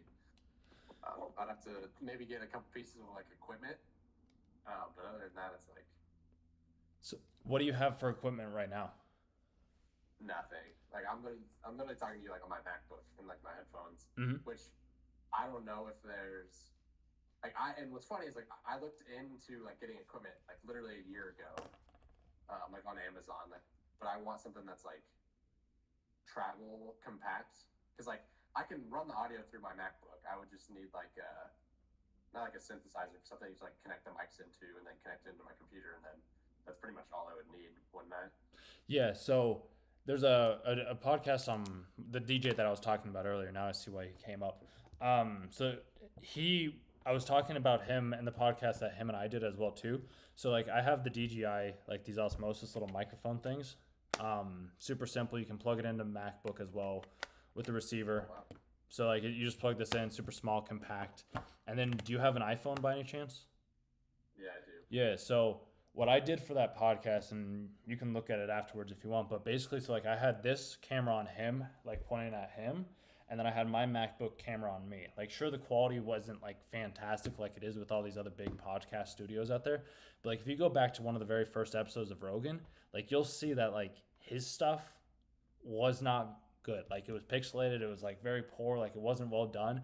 And that's the other thing too, is like we associate a lot of podcasts with like Rogan, how he talks with all these fancy, exciting people. But like it started out with him just talking with Red Band, like just another comedian. Like that's what it started out as, and then it evolved into what it is now. But maybe he did, maybe he didn't have like a vision of like this is what I want it to be. He was just like, I'm just gonna talk with people that I like having and share it with them online. So it's like I found out that you can have a podcast set up for people, and I'm gonna do this as well too, where it's just like I have this little stand right here, put the phone in here, have the phone look at the other person, have the MacBook look at me, and then I just do it on OBS. Like that's been my way of doing it, and it seems like it works out pretty well for me. It may work out well for you too. Like it's not the big fancy setup with like the DJI cameras and like the Sony cameras and like the big Sony boom mics and everything like that. But like all of that costs money, and it's like if you don't have money right now, like start where you are and let God provide the rest of it as you start to progress through time. Because what's one of the lines in scripture where it's just like, I can't remember the exact one, but it was in this book where I was talking. I can't remember which one. Maybe you can reiterate it, but it's like somebody was asking for straw to build a house, but the straw was not there. But then the straw was able to be performed or provided to them in some way, shape, or form. I can't remember exactly where it's at, but it was like, if you have, like, act as if you already have it, and you will. I can't remember the exact scripture line or what book it was in, but that's kind of how I've started to associate my life and rule my life as well. It's just like I just act as if it's already done. I just assume that I already have all the gear, that I have everything. So like when you're talking about gear, like what gear would you like to have? Like what gear would you be satisfied with starting with right now to be able to like do the very first episode, to at least see if it's something that you want to do, where you don't have to drop $5,000 or something like that. Because I know you said you needed to call your dad and talk to him about this and everything like that. And I mean, that's a great idea. I'm not saying not to do that, but I'm just like, what if he talks you out of the idea, or like, hey, what if you do it this way or that way or something like that? And then you have all these other people's thoughts coming to your head, like it is with the make money online space. And then it's like, and then you end up talking yourself out of it. And then all of a sudden it's like, it doesn't get done. And it's just this whole like cycle. And it's like, oh, I'll come back to it another time. So that's why I'm like, what gear and what things do you have right now to at least test it? And obviously this is a test right now. Like you can tell, like I don't have much. There's no fancy microphone. I don't have a headphones. It's literally a webcam camera, and we're having a conversation as a podcast right now. Like it's not Literally. exactly. Well, I think maybe just like, I mean, if those microphones that you're talking about like work decently well, like are those the ones that people just like snap to their like shirt or whatever? Yeah, so they have also little magnets on them too. This doesn't bounce away, so like they have. And you can just like connect it to your like MacBook. Yep. Or to your like iPhone or something. Yeah. So I have a USB-C cable as well too. So I plug this into one spot on the MacBook, and then the other spot into this, and then it's a receiver, so that then you can have the audio be picked up, and you can change the audio levels on here to have it work as well. So that if he's a little bit more soft-spoken or something like that, then you can at least hear him a little bit better that way as well. Obviously, you wouldn't be able to like change camera angles. Like I just would have like me and him on screen when I did it, compared to having like one camera that's like both of us and then one on him and one on him, just because I didn't have the resources for that. But I'm just like, start with the resources that I do have, because I know how frustrating it is to be like not excited to get out of bed in the morning because you're doing something just to collect the paycheck, just because you feel like that's the thing that you need to do. Because so you brought up the shiny object syndrome as well last night, or earlier as well, where it's just like, I feel like that's the same thing for me in school. Like it's the shiny object. It's like school's the next thing that everybody's like, oh, go to school, and then make money online niche. And I'm like, what if that's not the route? You know, like everybody's hopping to it. Typically, like there's a book, the 22 Irrefutable Laws of Marketing, and the first rules, be the first, like be number one, be first. So I'm like, can be your first type of thing.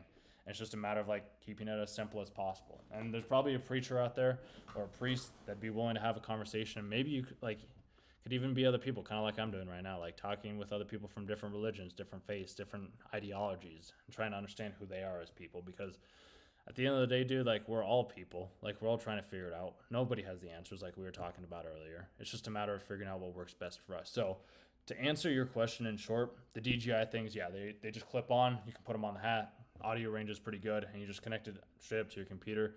Just have to add a setting in OBS, and then you're pretty much good to go. And I mean, we can talk more like logistics after this call, like if you want, not to just of course, like bore people. I don't think it's boring. I think it's fascinating. So ask away. Okay.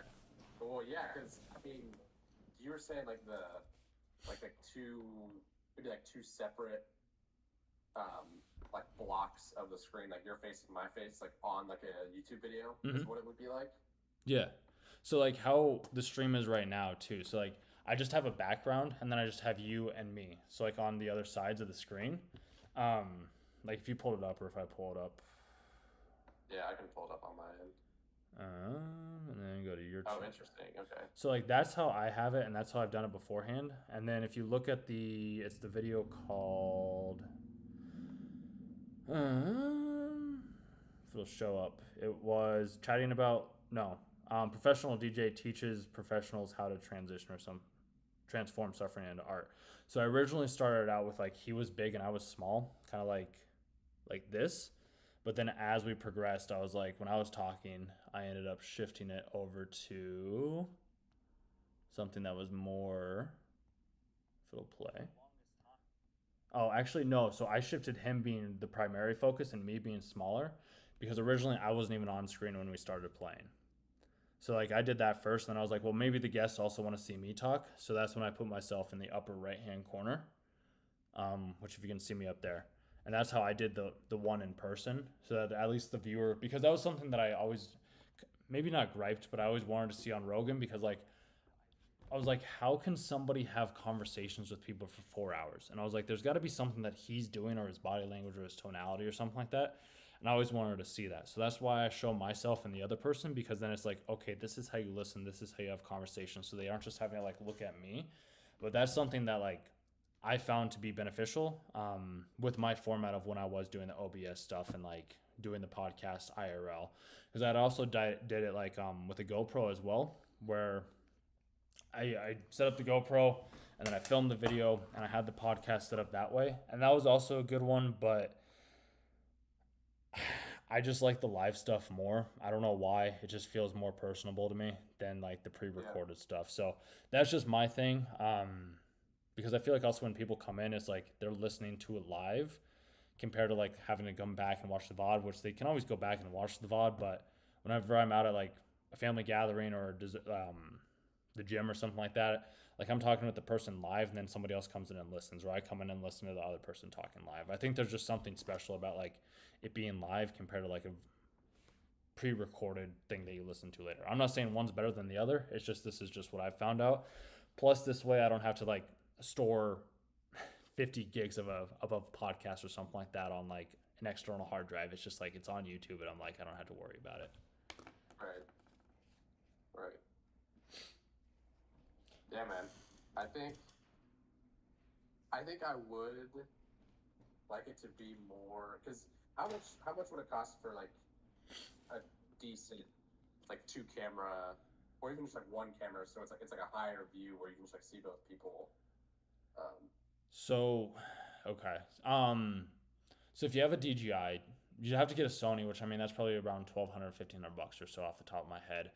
And then you also, I couldn't figure out how to connect a camera to the MacBook as well. Like I tried to download different softwares and everything like that, and no, the DSLR that I have right now wasn't able to connect to my MacBook Pro. So that's why I had to end up going with the iPhone and the webcam on the MacBook because I felt like I needed to have. It didn't seem like the Mac had enough processing power to be able to grab like the DSLR footage along with like the live stream. But you'd probably be maybe $2,000 top for a nice camera and a tripod or something like that with a good lens to do an overview on that. But you also might need to buy a different computer as well too, possibly depending on if you're wanting to capture the footage directly into your computer. But if you're just wanting to stream, like just capture the footage pre-recorded, you need to go with either a camcorder or a Sony of some sort because all DSLRs that I'm aware of that I have are all they have a pre-recorded limit of 30 minutes or so. Got it. Okay. Is that more of what you're wanting to do? Is more of like an overview of a table or something like that, or what's your thought there? Potentially. Yeah, I don't know yet. I don't have to like think like logistically like what can I afford like budget wise and then uh, like what it is like what's like the vibe. It's like do I do kind of what you're doing right now with like just two different screens and like a simple background or because part of it it's like I would like everyone to be able to see what's going on because ideally it'd be like in the church and people could like see not like all the way in where it's like you're not supposed to like have conversations but like maybe like in their office or somewhere cool where it's like this is their home or this is their location where they can like have a good conversation with someone and like feel at home and other people can see that too. That'd be a cool idea.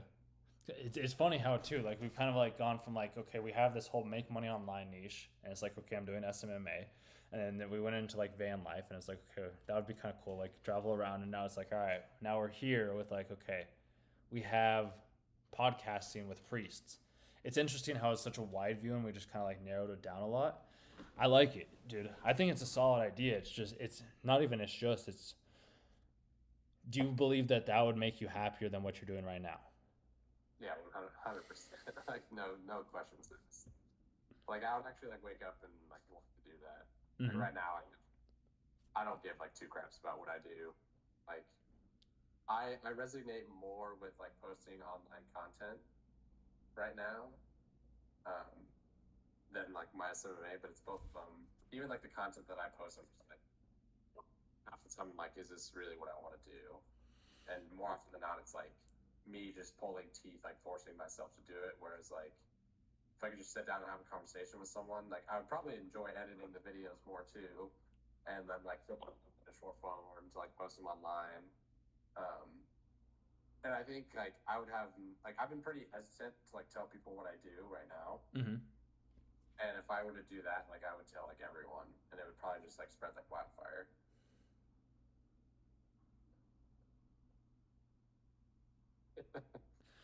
That's good, man. That's good. Because yeah, like if that's what and yeah, see, I'm opposite. Like I don't like going back and re-editing conversations that I have via the podcast. I'm like I just like talking, and then after that, I'm like it's up there and I'm good. I'm like if somebody else wants to edit it and cut it down into little bite-sized pieces, by all means. But I'm like after I had the conversation, I'm like I had the conversation. But that's just my outlook. Because I've spent so many times, I've spent so many hours. I've spent so many hours listening to myself talk, where I'm just like, Yeah. I feel like I've gotten enough of me, but obviously, clearly, I still listen to myself talk since I like talking this way. It's just different. But yeah, dude, that's awesome. Like, if we could, like, and if you need help with any of that, like, I mean, obviously, just let me know. I'm happy to help out where I can. Because you think it would be better for you to do like a long form and then cut it down into short form stuff, even though you said you were a little hesitant with like the short form stuff, if I'm remembering correctly. Um, I don't know if I was hesitant or if I like misspoke. I don't know. I think I would what I would do is just post long form to YouTube and short form to probably like Instagram. Okay. Because What I then would do you do that because of. just to get like more exposure. Just because I feel like I mean if it's an hour long podcast, like I don't even think you'd be able to post something like that to Instagram or like TikTok. So I would just for like more exposure is literally like the only reason is to do exclusively long form on YouTube. Maybe do some like YouTube shorts with like certain clips. And like whatever the clip is that I like choose for short form, I'd post that to YouTube Shorts, Instagram Reels, and then like TikTok video or whatever. So then let me ask you this. Do you, with people that you follow on Instagram or TikTok, or when you do go on, because I know we were talking about social earlier and how you aren't a huge fan of going on, when you see people that do short form stuff on there, do you ever go to their YouTube channel and watch their long form stuff? No, usually not. So I mean, was that the reason for you wanting to do the short form stuff on Instagram and TikTok was to get people to go to the long form stuff? Yeah, or at least just like bring more exposure to it. I mean, like if you have a link up to your podcast, like in your bio, Mm-hmm. like on your Instagram handle, like then maybe like if you could convert like some of the people to come over, then like maybe it wouldn't be like a lost cause. Because, and I'm not saying it's a lost cause. I just think like, from what I've seen personally, people use their own individual platforms for their own individual reasons. Like I don't rarely ever watch people on YouTube that I watch on Instagram. Like same thing, vice versa. Like I don't watch people that are on Instagram on YouTube. Like YouTube are my YouTube people, Instagram are my Instagram people, TikTok are my TikTok people, LinkedIn are my LinkedIn people. That's how it has been for me. That might not be the case for everybody else. I don't know. You can kind of add some insights into that if you want, but that's just what I've come to see and why I'm much more focused on just like driving more of like people to my videos, and that's why it's like we were talking about the fast food and the steak dinner earlier.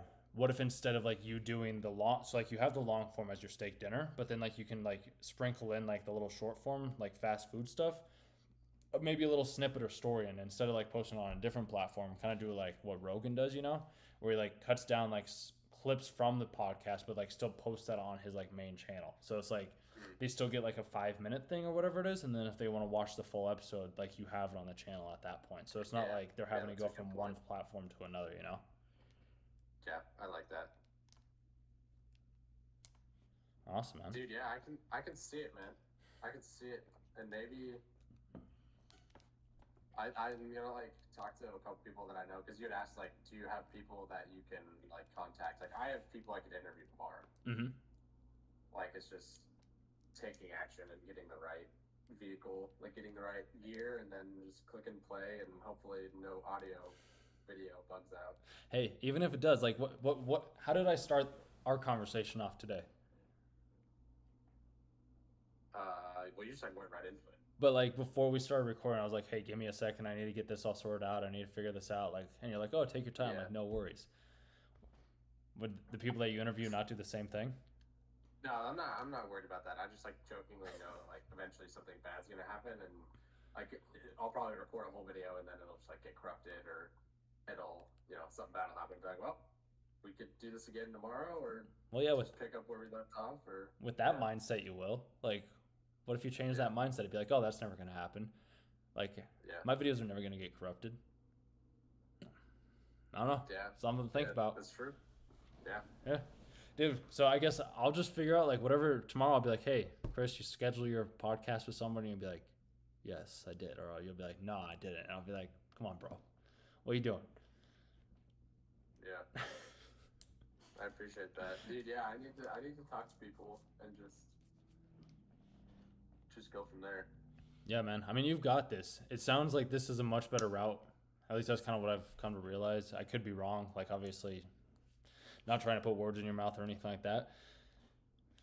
But I mean, what's like could be the best thing that could happen to you. Like, you could be excited. You could try it. It's 2 or 3 hours out of your day. You have prep questions. I don't know. Like, go through a day with me real quick, and then we can wrap it up if you're good with that. Unless you got something else in mind. Like as far as like what I do on the daily. No, so like to get the podcast guests, like what would your days look like? Like walk me through that. Oh well, I mean, so I'm already very involved, and then the people that I know that I'm very involved with, so like in my community, like where I live, like in the church, like I know people who know people, and getting someone to come on, like getting their phone number would like not be very hard, or shooting them an email would not be very hard. Like I've already like sat down and had coffee with like multiple like priests like in my town, and I know multiple priests from multiple churches that would be like more than happy to like come on. Like I have, like I said, I have like 4 or 5 people in mind that would be like I'd be more than happy to like have them on. And all I'd have to do is literally just drive to the church or like to the parish office and just like set it up somewhere, make sure that they've got like an hour, hour and a half blocked out, record it, and then just go from there. Sounds great, man. Sounds like you Yeah. already got it all figured out. And maybe Amazon like one day ship some microphones or something, or go to like do Best Buy have those mics? I would assume so. The other option too, like I've done podcasts with these as well too. It's just a Audio Technica ATR 2100 USB. This one worked. The only problem with this is like you have to make sure that the people are holding it up, and a lot of the times people drifted away and drifted away and drifted Yeah, I don't away. want to do that. So I'm like, I didn't like that. That's why I like the DJI. But I'd assume they'd have them. It's like $250, I think, for one of these. You don't have to go with the DJI. They have cheaper versions. I just wanted to be bougie because I like being bougie from time to time. But Yeah. I bet you Best Buy would have them. And yeah, I feel like it'd be good for you, man. I mean, it would definitely get me out of this like mental haze that I'm in. Like I'm definitely like better than I was when I like talked about how like April and May just like sucked for me. Like June was a lot better, and like the beginning of July has like been good, but I think it's been like I've just been lacking this and lacking like being around people and being with people, and I've been so fixated on the make money online thing, and it's like I think I just have to get over myself of like I invested all this money and all this time, and like is it just shiny object syndrome? And it's like if it is, like I don't care, like because I'm actually going to be like passionate about this one thing, um, as opposed to what I've been like trying to convince myself is maybe a passion that will like get me the money, when in reality it's like I don't even care about the money. I just want to do something that's like going to give me freedom, and like this would give me like everything that I would want. Like I could integrate my faith, integrate traveling, and then hopefully make money at some point. And think about it this way too. You have all the skills now from the make money online niche stuff. Like you have the skills. You know how to do it. It's like riding a bike. It might take you a couple tries to re-get the balance, but you have it. Like it's there. So it's not like that's gone. So if you needed to get some cash for a given month, like you can go out and rehunt, get some clients for a month or two, work with them and be like, hey, I gotta go. Like I gotta go work on this again. Like that's the great part. Like you don't have to be confined in this like box of like believing in this one thing, because the make money online niche stuff, it's cool and all. It is, don't get me wrong, but I do think that there is a lot of like, you need to grind, you need to be alone, you need to self-isolate, you need to do this, like step away from everything. There's It's just a lot like of that. There's a lot of that. Yeah, which I get it, but it's also like you can still have fun and do it as well too. Like making 5K a month might be all you need. Making 10K a month might be all you need. Making 2K a month might be all you need. I don't know what your expenses are. Like I have no idea. And I'm like, Right. but if you enjoy what you do, I've come to realize I'm like the money will just come. If you keep doing what you enjoy doing, it's bound to happen. Like you said too, give yourself some grace. Let Grace play into it as well. Let her do her work or him do his work, however you look at it. I don't know if Grace is a person or not. It could just be a word for all I know. But I've met a couple of Graces that are girls. Uh, That's so funny. No, it's like the spiritual give yourself some grace type. That's funny though. I'm like, I don't know. Because yeah, that's the one thing that I have liked about the Christian religion is they talk about grace, like giving yourself grace. Because like Yeah. what is your view on that by any chance? Like if you want to share. Yeah, well, it's funny because like I've told people that, and then they're like, "Well, what do you mean by that?" And I guess like giving yourself grace is like giving yourself a couple of things. Like I would say, like rest, like more understanding, like more like you gotta like believe in yourself in a little bit more. Like you're not as like naive as you think, but then like most importantly, like treat yourself as if the way like Christ like would have like treated you. So like even though you're talking bad about yourself, you might be like really undisciplined, or you might be really down in the dumps, or you might be in a rut, or you might be like self-sabotaging yourself in multiple ways, whether it's like verbally or like physically. It's like you got to give yourself some grace and like understand that like it is okay, that like no matter how bad things are, no matter how good things are, but usually more like bad than good. It's like Jesus would have judged you for all the mistakes that you've made because like they all led you to this point. I like that. Yeah, no, it's true. And we're always our own worst critic too, because we know of all the bad Uh-huh. things that we've done. Nobody else knows. I have no idea what Yeah. bad things you've done. You have no idea what bad things I've done. I'm not saying they're Yeah. bad or like they're just things also at the end of the day, but yeah. I wish you luck with that, man. I hope it's gonna work out. I know it will. Like maybe this is your Thank sign you. that you were saying, as well. Literally, maybe like a year later. Like I don't know why I didn't start this a year ago. That's the thing too. Everybody online is they're like, "Oh, I wish I would have done this sooner and sooner and sooner." But it's like there is no like you don't know until you know type of thing. Like you Right. have to try and test it, and it's also the whole saying of everything you want is on the other side of fear. And I always had fear of this. Maybe you've had fear of it as well too. But it's like it's just the thing that you got to do. You got to be willing to be seen, willing to be show the authentic, genuine version of yourself, and people accept it. Cool. If people don't accept it, cool. Like as long as you know who you are in your heart of hearts, then you're solid. And regardless of what anybody else says around like the scamming, the media, the courses, whatever it is, as long as you know who you are and you're doing it for the right reasons, regardless of what anybody else online is saying, like that's their business. It's not yours. Right. Right. Sick, man. Awesome. You got anything else for me or anything else you want to talk about or anything else that's on your mind? No, man. It should be good. This was like more therapy than anything. Yeah, I mean that's kind of like my whole thing. Maybe it's not shtick. I've come to realize that I'm very good at helping people realize their true desires of what they do want in life. By just asking questions and kind of like being like, hey, it's okay. Like you're good. Like it is what like you have the choices that you can make. Because everybody's pushing all this other agendas down your throat and telling you what to do, and I'm just like, go do what you want to do. It's your life. Live it the way that you want to. So obviously, I'm not a therapist. I just listen to psychologists quite a bit. So like, Yeah. I have no doctorate in that way, but yeah, I don't know. I find it fun. It's helped me a lot. So I'm like, if it's helped me, maybe it'll help somebody else. And if I can help you save 5 years of your life as well too, I feel like I've done my duty that I can, because I'm like, if you were like me and was as focused on the make money online niche as I have been, um, yeah, you might be in a different spot. So I'm just like, I'm trying to help you avoid some of that heartache, and I want to help other people avoid that heartache as well too, because you get sold this dream and this idea, but then you get so sucked into it and you realize that maybe that's not what you want, but you've been in it for so long, where it's like, I have to see this through, which you are. You're just seeing it through in a different way. That's exactly how I feel. Awesome, man. Yeah. Sweet.